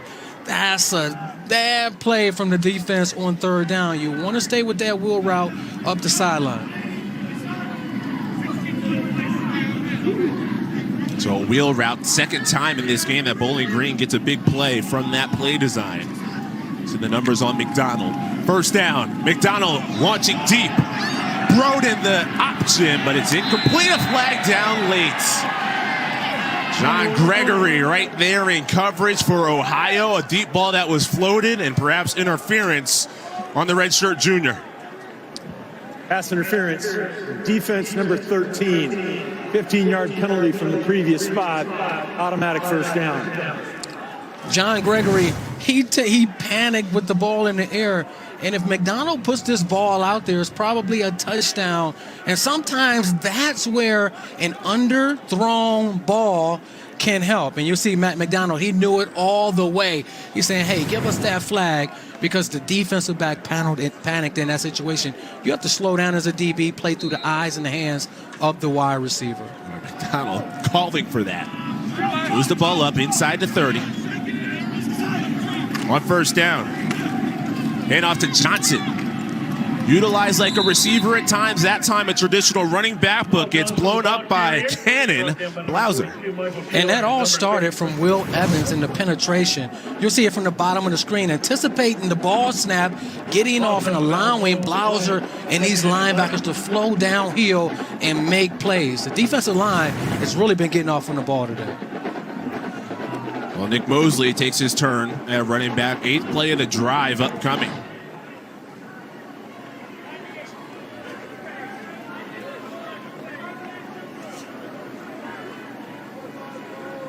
Second and 11. Nick Mosley off tackle. Can't go anywhere. Houston becomes a problem for Bowling Green. Bryce Houston, a redshirt junior, Lewis Center, Ohio. And we knew that these two guys, Blauser and Houston, would be all around the ball today. And there is no false steps. He see the ball, get the ball, playing downhill. That's what you want to see from your linebackers. No hesitation, and then arriving and being physical at the point of attack. Came in 6 tackles shy of 100 on the year. Blauser's teammate, you mentioned, 77 tackles. 3rd and 11 for McDonald. Flat patterns nearly picked behind Osborne, and Jack McCrory was behind that and almost had the interception. Yeah, Jack McCrory almost had it. That's the tip ball drill. And I think that's a little indecision and miscommunication between Osborne and McDonald. When they're playing zone coverage, spot dropping, Osborne is supposed to sit in between the defenders, not continue to run. That's why the ball was thrown behind him and nearly picked off. So Nate Needham, the field goal unit for Bowling Green, is on. It's 4th and 11 with the ball at the 30, which makes this redemption from 48 time. yards. He missed earlier on in this game, his first miss of the year, and it looks like a pooch kick. I mean, it's a pooch. that bounces near the goal line and runs into the end zone. And probably should have kicked the field goal because there's only a 10-yard differential there between the pooch and the field goal. Now, as And long not as on the field. 52, he was struggling a bit from distance in warm-ups in this game. So instead of kicking a field goal, it's a punt for Nate Needham here in Bowling Green. Darius Days gets buckets for days. I remember when Skylar Mays was at LSU, so it all rhymes. 54% from three-point range. That's what it's all about. Ohio with the football after the punt into the end zone on the fake field goal punt. The pooch kick by Needham. And Jake Netherton, at first run of the game's a good one. Past the 30, first down yardage, and a pickup of 13. Devin Taylor trips him, but it's a first down for Ohio. And Netherton, he's a north and south back. You see a Dabney coming off the sideline. He's supposed to play the back there, little crease up inside, and you have Nafney run down on your defensive backs. Netherton, a redshirt senior, getting some run in the second half. Did not have a first half carry. Still in the backfield. Rourke on a 1st and 10. Netherton once more. Light up the middle the first time. Not as much room the second time. Brock Horn, known for that mullet. He also has an old school truck that he rolls up to games with. Yeah, monster truck. Yeah, they talk about his monster truck, and they talk about him and Blower being two peas in a pod. Guys that, are always together, eat, sleep, and drink football.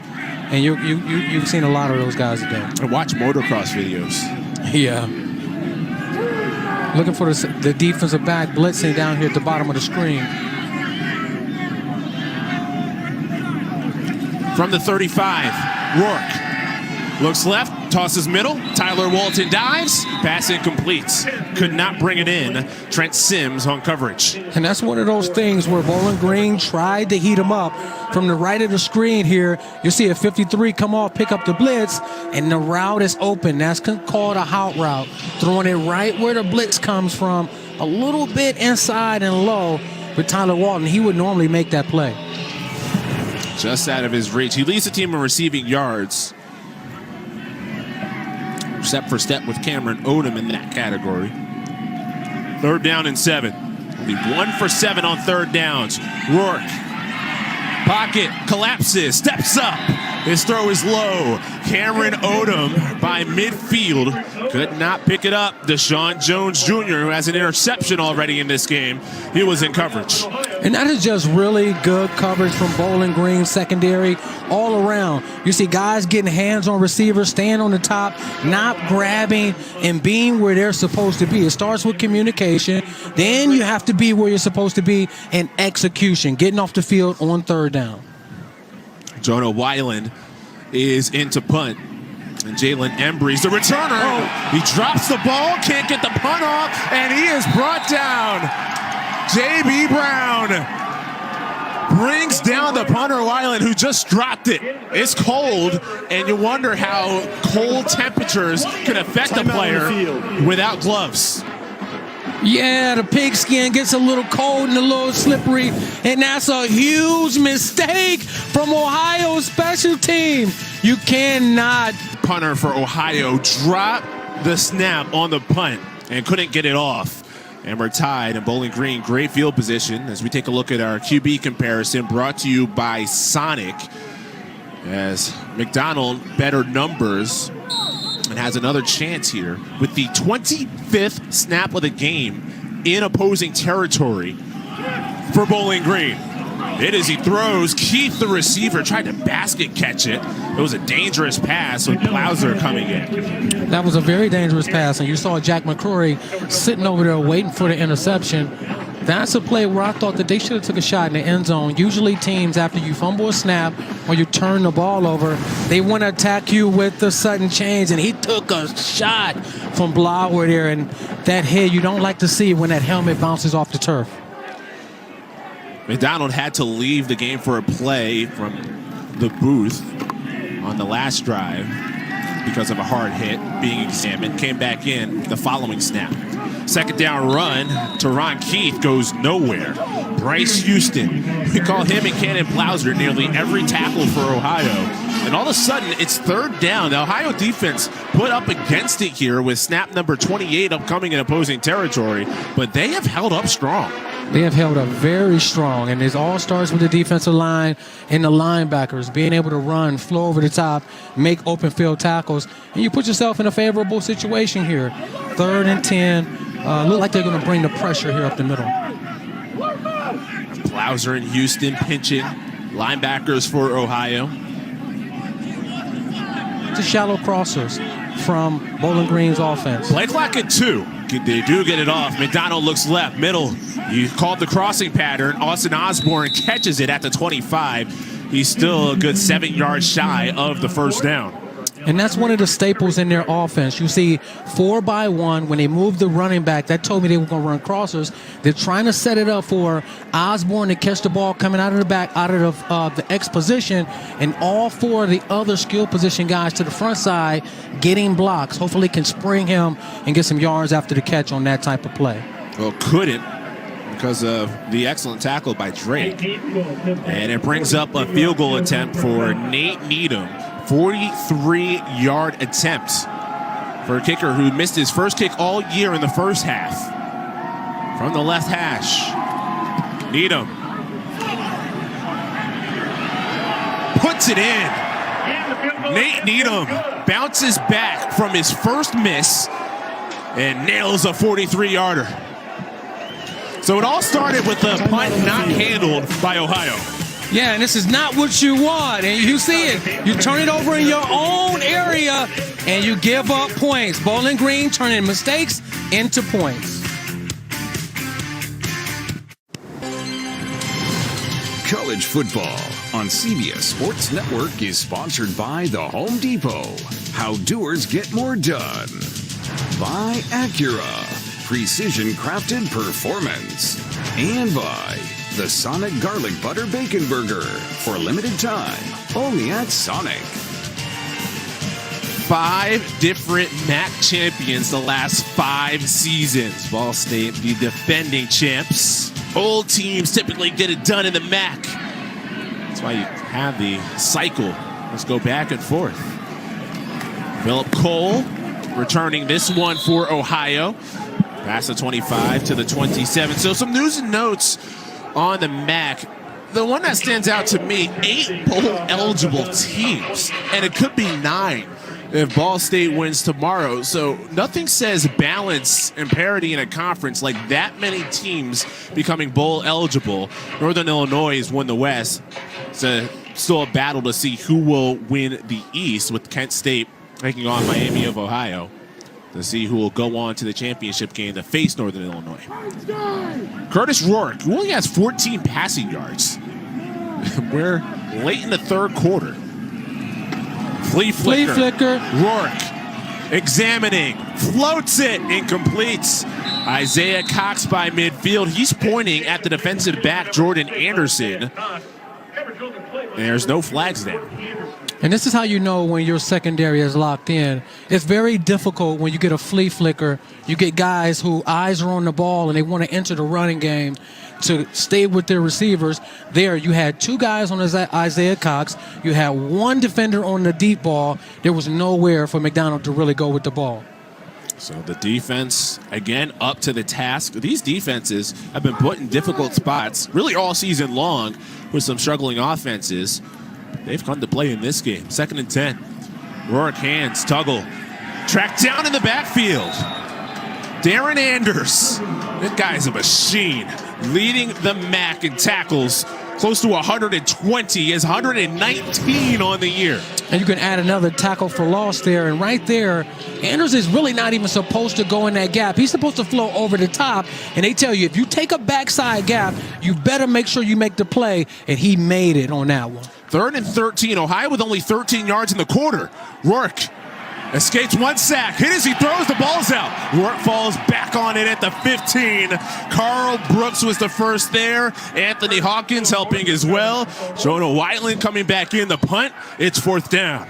And that's complementary defensive line play. You have Will Evans going up the field, making the quarterback step up into the middle of the defense, into Brooks. And as we said earlier, Brooks is going to be all conference, and that's what you want from your defenders.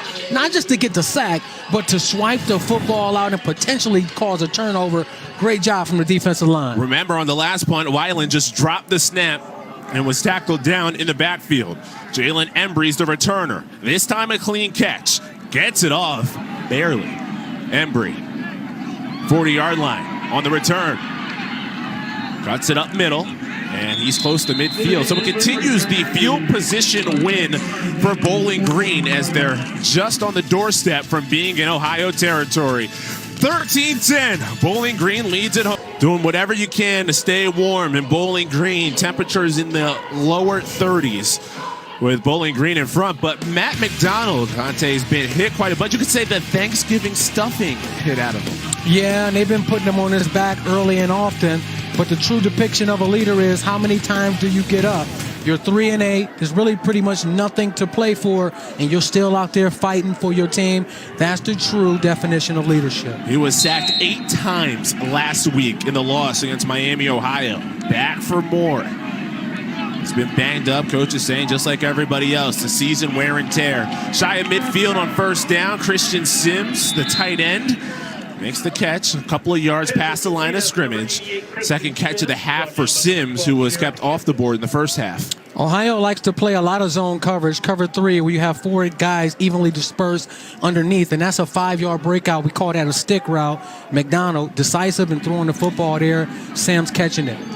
Only 51 combined yards in the half. Only 4 of them from Ohio. Second down and 6. Keith handoff to Ron Keith. Gets a couple, but it's still third down coming up for Bowling Green, who's 33% on third downs this year. Yeah, Teron Keith right there on that carry. He gets the ball in a number of different ways. I like to utilize him a lot of times to the edge and that wide receiver even more. And this is a huge down right here. 3rd and 3 again. You're expecting man coverage from Ohio's defense. And what we've seen from Bowling Green is they like a lot of crossing routes when you go to man coverage. 3 receivers to the right on 3rd and 3. True 33% on third downs even in this game. Matt McDonald steps up, unleashes. Kavon Kroom to the corner, to the sideline, and a first down for Bowling Green. Oh, Mr. Reliable. What did the offensive coordinator say? They told us when we need a play, when we need a third down catch, we know to go to Kroom. There, he was able to show that he was going to run the shallow cross route, pivot to the sideline, catch the defender off guard, and attack him to his leverage. First down, Bowling Green. Good catch from the senior from Sandusky, Ohio. Still has another year of eligibility for this young Bowling Green team. Keith on first down, wiggles his way through a couple of tackles between the hash marks past the 30 and dies up ahead to the 26. Bryce Houston pushes him down as the third quarter winds down. Could be one more play left in this frame.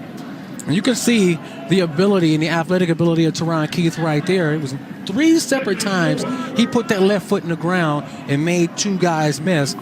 Like to get to the outside, but he can run up in the middle as well. On 2nd and 4, McDonald hit as he throws, gets rid of it, and Osborne catches it at the 20. Great 2-handed catch in front of the belts for Austin Osborne. Bradley Weaver came in to pressure the quarterback, but McDonald got rid of it. How tough is Matt McDonald? That's the 5th time we see him take a hard hit and able to deliver a strike with a defender in his face. I'm impressed with Matt McDonald's toughness. That's the final play of the third quarter. Bowling Green driving with the lead. It's their first Friday game of the year. Hey, in the MAC, you got to play on every day of the week. Tuesday, Wednesday, Thursday, Friday, Saturday. You're on Black Friday. Bowling Green by 3.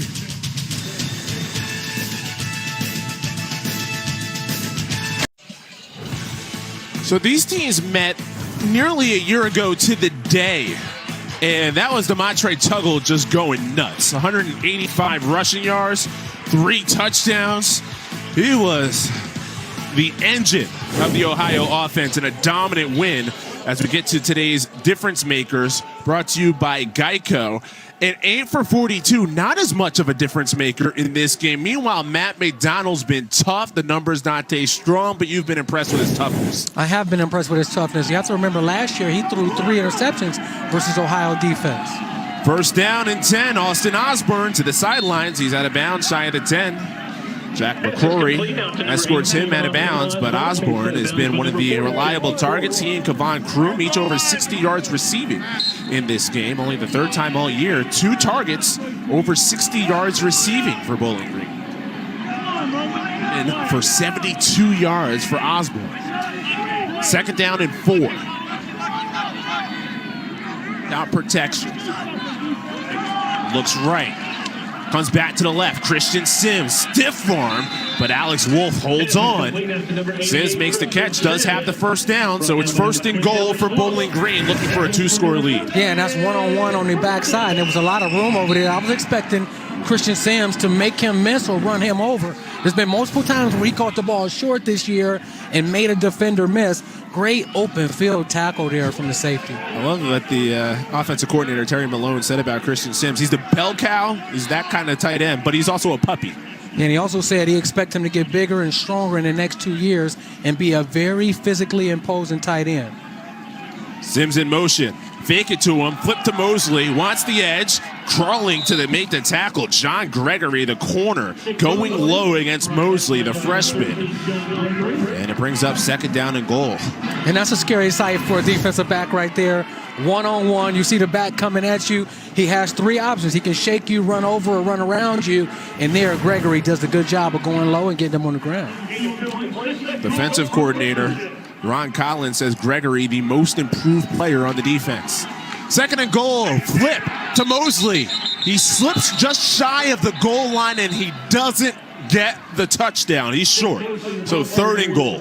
Great effort trying to extend across the goal line, but it looks to me that his knee, hand down. Oh, let's see. Ooh. No, maybe he might be in. That's great balance. Look, right hand down, left. Elbow just short, but that was a phenomenal effort for Mosley right there. And you can see why, out of all the, what they say, competitive youth in the backfield with Stewart, we haven't seen Jason Patterson, who has been a bit banged up, but he's a freshman. Nick Mosley, true freshman. Teron Keith, a redshirt freshman. Jamal Jackson, he's also a freshman. You take a look at the replay, but it seemed like Nick Mosley was the point of emphasis because he could be that complete running back they're looking for. Yes, and they want to give him more and more real live game reps because when you have 5 or 6 guys and they're splitting the reps, there's like fragmented coaching tape where you have one guy in there that's the bell cow. You can coach him up and make him the player that they want him to be moving into the future. 14 carries, 40 yards in this game. And that's one of the things you mentioned, like having that tape in the offseason. How valuable is it for a player to have a handful of plays on tape to look at during an offseason? It's very valuable. You want to have runs where you're running. The ruling on the field is confirmed. The runner was down short of the goal line. It will be third down. And as a running back, you want to have film where you're in pass protection, where you're running the ball in between the tackles, catching the ball out of the backfield, doing multiple things. And that teaching tape helps propel you forward in the offseason and next season. So they're going to get a lot of tape of Mosley today. Huge play here. Third and goal. Touchdown puts Bowling Green up 2 possessions. Teron Keith, the running back. Play action. McDonald rolls out. A crossbody throw is incomplete. Christian Sims, the go-to guy, but Alex Wolf right next to him. Fourth down and goal, and a decision time. It looks like Scott Leffler is keeping the offense on.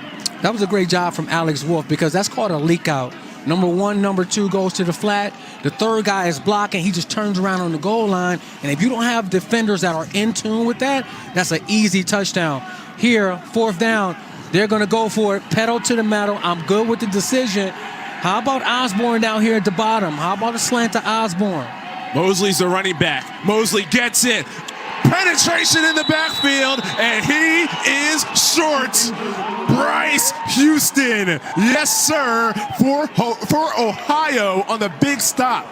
There's been multiple situations.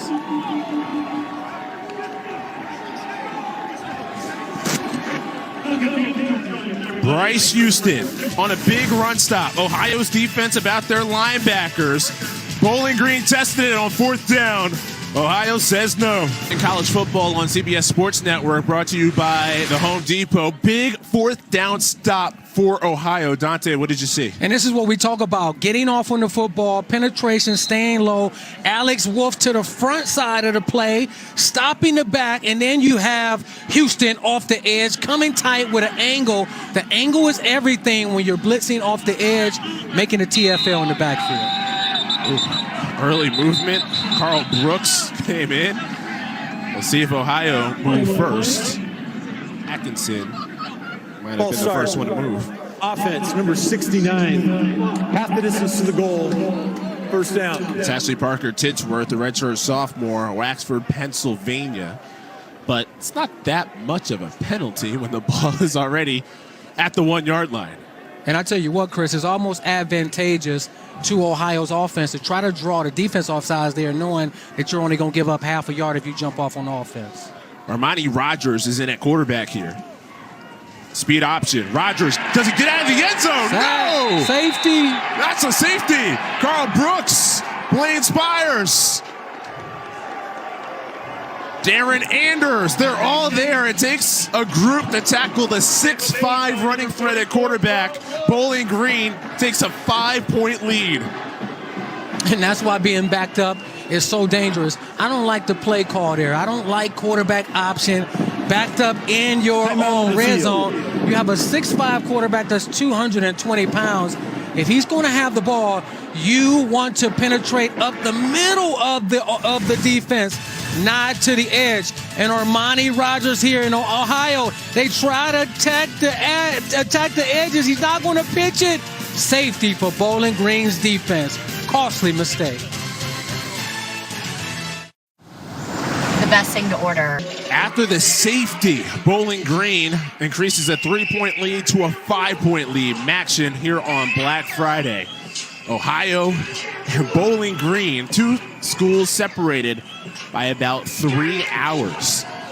It's one of the fun parts about this conference, the familiarity. Everybody knows everybody. Not coming from too far away. Yeah, and on the recruiting trail in Ohio, you definitely know everybody, and you're trying to fight for those best players within the area.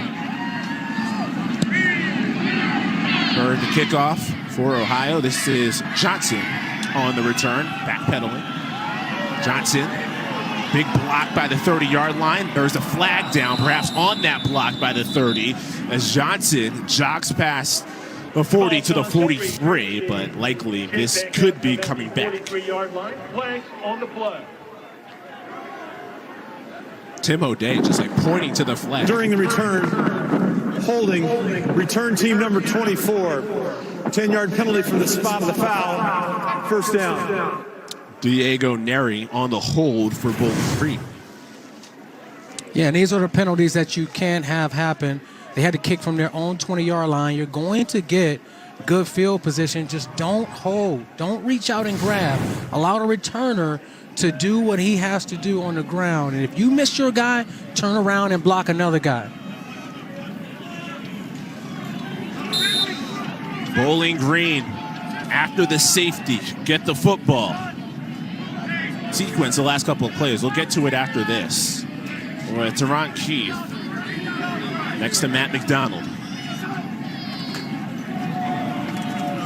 1st down run. Keith at the middle, gets about 3. Alex Wolf, Roman Perotti on the tackle. So Dante, it's a crazy sequence really the last couple minutes of this game. So Bowling Green had a 4th down and goal from the 1. Run it up the middle, they don't get it. You could have kicked the field goal to go up 6. But what it did was put Ohio deep with the shadow of their own goalpost, and Ohio could not get out of the end zone. They commit the safety, which gives the 2-point safety, 5-point lead, and the football back. So in a way, it all worked out for Bowling Green as a flag is down, early movement on the Falcons. But it was so close to being disastrous. Offense number 72, 5-yard penalty, 2nd down. But that's part of the calculus that coaches use when they decide to go for it on 4th down in goal, is if you don't get it, you put the other team's offense up against it. And a lot of times it's built on how your defensive line is playing. And you have to know, when you're backed up, A lot of times, if you stop them back there and make them punt the ball, you'll be the next team statistically to score. So, it all worked out in their favor. Christian Sims down the seam. A laser from Matt McDonald. And a chunk play for the Falcons. And it looks like Sims is slow to get up. And this is just a seam ball, play action. Getting those underneath backers underneath sucked up and just throwing the ball right behind him. Christian Sims coming down with the catch, knowing that he's going to take the tackle. Hopefully he's okay. He was a little slow getting up there. Jaron Hampton on the tackle. It was a 20-yard gain for Bowling Green. McDonald on first down. Another seam dart thrown to Kavon Kroom. Ball out late, and it's ruled incomplete. Roman Parodi laid the hit on the big receiver, Kavon Kroom. And it's obvious what Bowling Green's game plan was. It was to run the ball, a lot of play action, RPO game, and seam balls. And Kroom, who's very reliable, just took a hit right there, and the ball was dislodged by Jaron Hampton coming over the middle. And I don't know, he didn't get 2 steps down. It looked like a fumble, so they're going to go with the incomplete pass. Looked like it was close. Yeah, you're right, incomplete pass. From the 46, on second down. Quick delivery for McDonald. Austin Osborne scampers out of bounds. Looks like he was close to a first down, depending on where they mark him out. Michael Taylor on the coverage, and they're going to say it's 3rd down and 1. And that's a good job of motioning him in pre-snaps to create some room for the out route. McDonald and Osborne, they do look like they played together in high school, right? They have a great chemistry, and they're connecting right now, trying to finish it off this football game. It's closer to 3rd and 3, so they did not give him the tiptoeing down the sideline. Again, this is where they like all of their crossing routes. They're expecting man coverage from Ohio's defense, and they have an unbalanced line here. So let's see. Empty backfield, like a timeout they're going to call it. Gazarick was the tight end to the right of that formation. First time out, Bowling Green. They're first. It will be 30 seconds in length. Bowling Green, a 5-point lead over Ohio, and a big 3rd down coming up.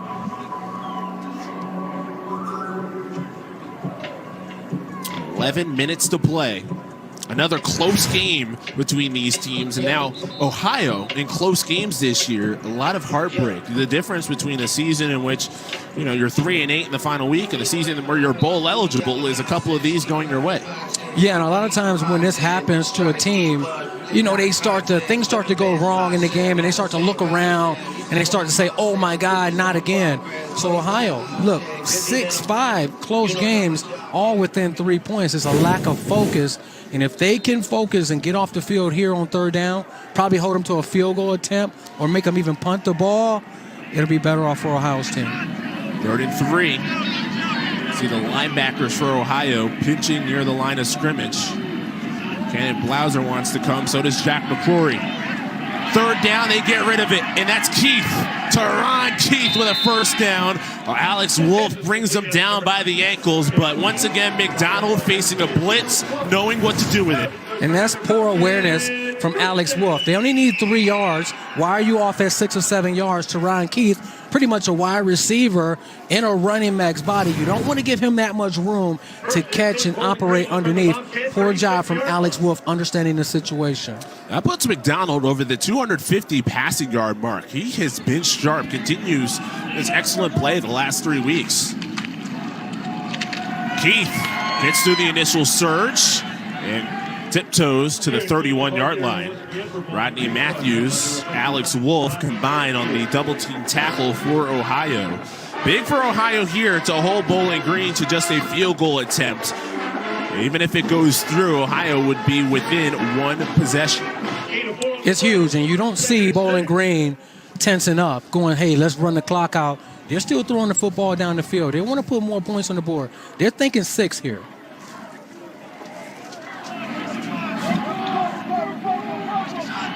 Second down and 5. McDonald patch and throws down the near side. It's incomplete. It looks like he was going to Tyrone Borden on the outside there. 2 by 2. They're running all seams and it looks like somebody got close and he took a shot, or he was going over the top to Borden, who had a step on the defender. Rodney Matthews coming in. Landed in between a couple of receivers for Bowling Green, which brings up third down. 5 to go. Well, it's Mason Lawler, who's more of a kickoff specialist. Perhaps he would be a long field goal taker if it came to it from this distance. 6 for 15 on third downs. This is 3rd and 5. McDonald, plenty of time. Looks down the field, elects to run, has the first down, slides by the 20. McDonald has had all the right answers in this second half. And that's what I thought he should have done more here in the second half. You'll see it in the pocket. And give a shout out to the young offensive line. They gave him time there, man coverage, nobody underneath to spy the quarterback. McDonald has the ability to take off and pick up the first down with his feet, and he did it there and not take a hit. Slid into the defense and didn't take the big hit. You just saw the first down stats, time of possession reflecting that as well, as Bowling Green really controlling the ball. Handoff, sweeping the edge. Jamal Johnson, clipped down, big tackle. Jaron Hampton, the free safety. Another Ohio product on this Bobcats roster. Yeah, and that's what it takes. They call that shooting your arrow through snow. You see the ball carrier, you see both offensive linemen pulling around, but you locate that inside knee, inside hip, and you take a shot getting them on the ground. That must be a Cleveland saying, because no, that was a shooting the saying arrow all through snow. Yeah, through snow. Any defensive back on the outside, and you see that running back coming, when you shoot your arrow through snow, you're taking a shot, making him stop his feet or get the tackle. On 2nd and 9, Jamal Johnson in the flat is crushed. Jack McCrory came in like a missile to Johnson. And that's a dream tackle right there for a linebacker or a safety. Floating over the top of your defender. As soon as he threw the ball, bang! I remember catching a running back from the Atlanta Falcons on Sunday Night Football, and they called a flag on on that exact same action. That's just a dream for a defensive back or a linebacker. Who was the running back? What was his name? Big running back. No, it wasn't T.J. Duckett. T.J. Duckett, Warren Dunn. It was Steven Jackson. Aha! Steven Jackson, one of the most accomplished running backs of his era. 3rd down run to Jamal Johnson. So you have Bowling Green on a 3rd and long. They don't want to take the risk through the air. Instead, they'll send their field goal unit on. And one of the more automatic kickers all season, Nate Needham, who did miss a kick in this game, his first miss on the year. He has connected, though, from 43. This is the direction where he did miss his kick earlier on and had some struggles warming up from 40.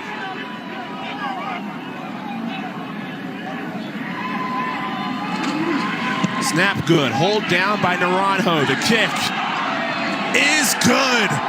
Nate Needham. He missed one. He's bounced back strong.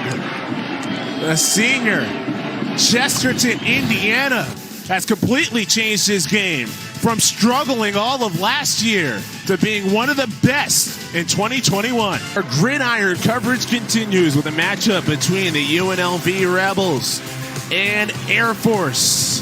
John Sadak, Randy Cross on the call right here on CBS Sports Network. Mountain West, 3 teams in the Mountain Division with a chance. So Air Force needs a win and some help. Boise State's still alive. They have technically the head-to-head tiebreaker over Utah State. So if it's those two, Boise State would win it. Air Force has a tiebreaker over Boise State. 3-way tie goes to Utah State. It's a complicated thing, but they all have a chance to get it done. Let's see who's doing some of the dirty work in today's game. It's brought to you by Coyote, and the Bowling Green defense has been just impenetrable, especially in the second half. Yeah, and they came to play. They made a lot of plays on the football, and they were getting after the quarterback. They are getting Armani Rogers in the end zone for the safety. This is a defense that gave up 32 points a game coming into the game, so to have 10, it's unbelievable.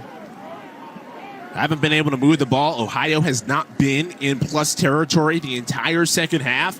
Running out of time. Only one possession. Curtis Rourke First play laser over the middle, and it's caught. Past the 30 to the 31. Miles Cross, a true freshman who the coaches say is really the future at the position. He's 6'1", 200 pounds. Good body for a target. And what you want to do here for Ohio is continue to move the ball down the field. No penalties that's going to hurt you. And if you get an opportunity to take a shot over the top, you have to take it. On 2nd and 4, Rourke launches down the corner. It is caught. Miles Cross on the deep corner route for the Bobcats. A big chunk play through the air and a first down for Ohio. And right there, they caught Trent Sims with his feet stopped in the deep part of the field. That's just a 7 route, and it was thrown perfectly on the sideline. You can't stop your feet in the deep half of the field. First time in Bowling Green territory in the half, but the first play gets nothing. Coming right through to make the tackle, Anthony Hawkins. And Anthony Hawkins, they talked about him being the biggest guy on this defense. And you see it there. Nobody really blocked him. He read the blocking scheme perfectly and met the running back in the backfield for the TFL. Big Anthony Hawkins right at the line of scrimmage. 2nd and 10, under 6 left in the 4th.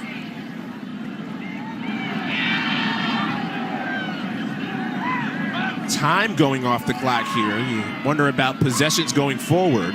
Down 8 points. From the 44, Rourke keeps and sneaks out of bounds ahead of the 40 to the 39. So Rourke using his wheels there. He's been much better with his arm on this drive than he was the entire half to this point. Yeah, and he's been much better, but that there, the quarterback option is something that they continue to come back to. I don't know if Bowling Green's defense didn't expect him to keep the ball as much as he did today, but he's operating with efficiency on the outside and faking out those edge defenders, picking up the yards with his legs. Feels like 4-down territory for a team that's only 1 for 9 on 3rd downs. 3rd and 4. Curtis Rourke against pressure, has an open receiver over the middle. Cameron Odom, a first down for Ohio. Tiptoes to the 31. Needed it and got it. Ohio moves the chains. It looks like the defense just lost track of where Odom was. They brought an internal zone blitz right where the linebackers left, and the defensive back looked like he was expecting somebody else to pick him up. Easy first down. 3 for 3 on this drive. Rourke wants more. Looking down the field over the head of Miles Cross and incomplete. They had exactly what they wanted on that play. They had one-on-one isolation on the deep over route, and he missed them. It looks like Cross should have went a little more vertical up the field and expected the ball on the hash. He flattened off. Miscommunication between him and the quarterback, and that's why they had an incomplete ball. Out of all the routes, a crossing route for Miles Cross, it doesn't work. Yeah, it's pretty clever. It's pretty clever. He's good at running one route. 4:48 left. To keep an eye on that clock. Ohio might not have another possession after this one. 2nd and 10. Rourke against pressure, sidesteps around a sack, looking for a cross. It's over his head.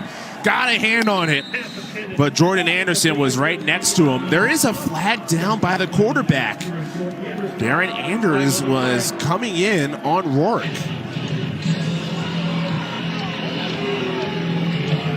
Holding offense. I'll read his lips for you. So Christoph Atkinson looked like he did say 66. Yeah, and Anders, he's coming downhill with a full head of steam. Ooh, and that's a dangerous type of hold. You never want to see a defender get pulled back like that. They have to call that call. They have to call that flag. But it's a huge penalty for a team that's been struggling to move the ball.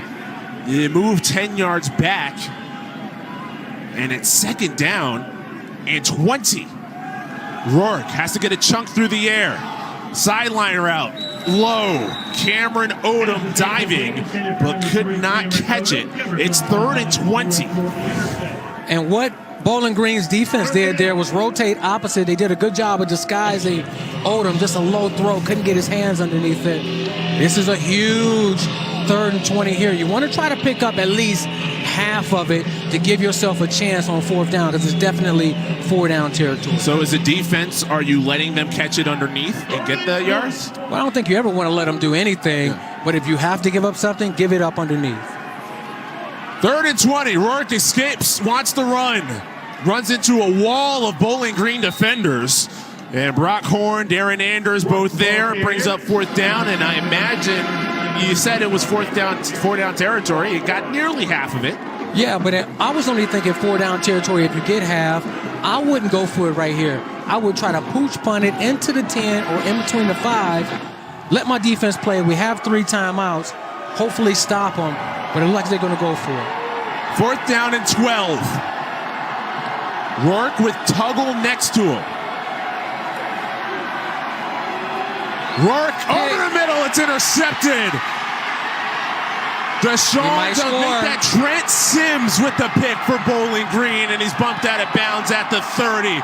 Rourke throws the pick on 4th down, and Sims fired up, the coach's son. His dad, Sean, was a player at Bowling Green and a college football coach for a while. Big time pick for the Falcons. And what you see here is cover 3, Trent playing the middle of the field, baiting the quarterback. Matt McDonald should have never thrown the ball there. And when you throw it in coverage, you pay for it. With fans to the game, brought to you by Acura and Dante. One of the things that you brought up before the game was the balanced approach. Take a look at what Bowling Green has done to this point. Yeah, 37 rushes, 37 pass attempts, and it's not necessarily about the yards. It's about keeping Ohio's defense off balance and not allowing them to tee off or key in on when this young offensive line is going to be in pass pro. 37-37, you can't get more balance than that. And another one is stop the quarterback running game. Without that Cordis Roque 45-yard run, they've eliminated the quarterback run game. 1st down, game situation here as the handoff goes to Teron Keith. Ohio's defense, this is big for them. They still have all 3 timeouts as we take a look at what Matt McDonald has done to this point. He's taking hits, but he's put the ball on the money. Yeah, and he's known where to throw the football, throwing it into the soft spots of the zone. The 7 route to the sideline. Great route from Osborne. Red zone. It's hard to stop seam routes in the red zone when you have receivers that are willing to go up and take a hit and catch the football. Matt McDonald had an awesome game today. 2nd half, he's looked smooth. The offensive coordinator, Terry Malone, said that he's been the most improved player on the offense since the spring, and the numbers showcase it. But going back to game strategy here, so Ohio game's not done. I mean, you got 3 timeouts, you just threw the pick, and the ball set up in plus territory for Bowling Green. But you get a stop here, you cause a long field goal. Needham's been. If he were to miss it, you're still only down 1 score. So this one's far from done. Yeah, it's far from done, but if you don't stop them here in the run game or cause a turnover, and you allow Nedney to kick another field goal, then the game is pretty much over, in my opinion. 1st down could be difficult to overcome, too, for Ohio, and they recognize that by swarming Teron Keith. Bradley Weaver first there. Imagine another timeout for Ohio will set up a 3rd down. I don't think under any circumstances you throw the ball here. Timeout. Ohio, their 2nd timeout. So 3rd down and 8 coming up. If Ohio stops Bowling Green, it would be another field goal for Nate Needham. And Needham, coming into this game, 15 for 15, one of 2 perfect kickers. Well, perfection went away earlier on. Well, he made the short one. That was his first attempt, so 16 for 16. This was the one he missed from 42. So that one off, his first miss of the year. He's bounced back, knocking in a 43-yarder. And then another one here to make it an 8-point lead for Bowling Green. He's 3 for 4. How you spell redemption? R-E-S-P-C-T. That's just what it means to me. It's not quite the same spelling, yeah, Dante. well, yeah, not the same. But, yeah, if he kicks it and wins this game, he'd get his redemption. Keith to the outside. He needs the 18, and he should have the 1st down. He's close. He does get it. 1st down, Bowling Green. And Ohio with only 1 timeout left. And that's the ability that Teron Keith has. You see it there. Put the move on. the linebacker, getting to the outside. You just like to see him really stay in bounds right there, not go out of bounds once you get the first down.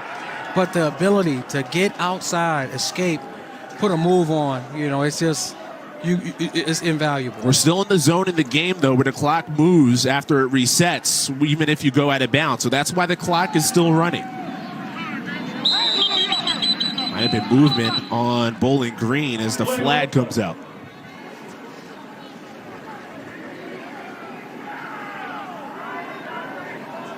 Look like 75 as what I'm trying to test my lip reading skills. Yes. And Jordan Murphy's number 75 on the right side of the line, and that's what I think was. Yeah, he did a good job. Great job, Chris, reading his lips. They've been having problems with the microphone all day. But this is where you want to be. For a Bowling Green team that's a young football team, young offensive line, you want to show that when the going gets tough, that you guys can regroup, focus together, and win a football game. 1st and 15. Keith has been the closeout running back for Bowling Green. Finds Bradley Weaver after only a couple. Ohio has one timeout left. Use it here with 2:54 left. Again, certainly within Needham territory. So if you're Ohio, I imagine you're doing everything you can to try to get that ball out. Yeah, you're going to your best run blitz defenses. You're telling the players strip the football every time they get an opportunity. You're telling the first guy to get there and make sure that he makes the tackle. The second and third guy to come in and try to strip it away, because that's pretty much the only chance you have right now is to get a turnover. Well, a win here for Bowling Green would give Coach Scott Loeffler his best season of the 3 as the head coach of the Falcons. You can see there, first win of Ohio since November 4th, 2015. This head-to-head series, Bowling Green leads, but Ohio has had the better of it the last 3 meetings. Deron Keith on second down, plows ahead. Just a little past the line of scrimmage. Roman Parodi, the tackle. 40 seconds will run off the clock, or at least close to it, with Ohio not having any timeouts left. And that was exactly what Ohio's defense did right there. They lined up all guys across the board. They attacked every gap with the run blitz. And there, Teron Keith, he was just able to fall forward for some yards. If you're the defense, you don't want him to fall forward. You want to keep him up as long as possible. Try to strip that ball out. Ohio's only forced 8 turnovers all season. It's the second fewest in the nation. So can they force one on third down and prevent a field goal attempt? Run blitz. McDonald will just center the ball, give his kicker a better chance. It's the 80th play on offense for Bowling Green. They have just absolutely dominated the possession game. Over 20 first downs, 21 of them. Season high is 22, so just all the indicators of controlling the game favor Bowling Green, and absolutely will be in control if Nate Needham can knock through a field goal to make this a 2-possession lead. And talking to Scott Loeffler, this is where he wanted to be as a football team. End of the game, a lot of freshmen. Where he have 71 underclassmen, 17 freshmen on the depth chart. With this win desperately, they understand where they are in projection, where they're supposed to be next year, developing their players, getting them physically stronger, getting them in the weight room, going into winter conditioning and spring ball with the momentum of this win under their belt, and they're a minute and 23 seconds from accomplishing that feat. Well, the key is to take advantage of the local talent in Ohio. Scott Loeffler talked about the 4-hour radius, having a lot of the incoming freshmen in his first couple of recruiting cycles. He'll try to hit the transfer portal a little bit more going forward. But you mentioned only 4 players on this team don't have eligibility for next year. Nate Needham being one of the 4 who is getting ready to kick a field goal that could seal the game.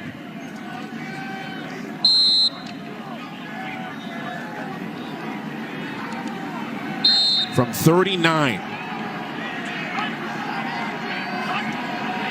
Matching his jersey number. Ohio desperately needs this one to go off. Needham, field goal. Gets it over the rush. and right through perfection. What a season for Nate Needham. Even after he missed a kick for the first time this season earlier today, he comes through when his team needs him the most. And Bowling Green, who's lost 6 of their last 7, is 1:19 away from the win column. And that's the way to knock it through. Game on the line, putting the game away, and check out the celebration.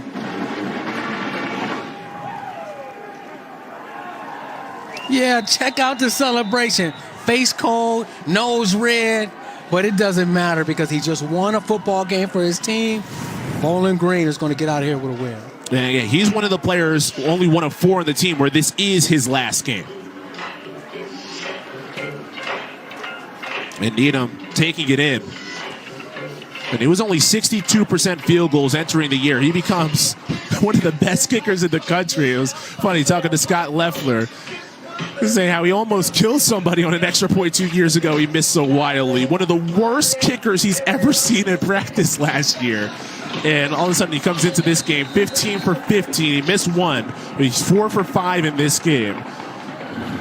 So it's 19 for 20 on the season kicking field goals. What a season for Nate Needham. And now Bowling Green, 1:19 away from finishing the year 4-8.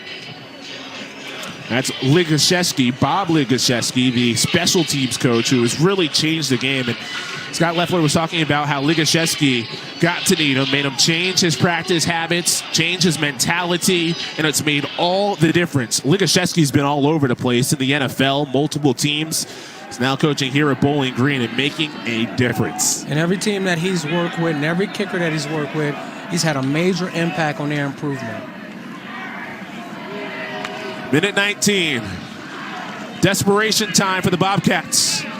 Ryan Lorman, our first time calling his name after a catch in this game. The 5th year from Athens, Ohio, and a local product from, basically grew up as a member of the Bobcats.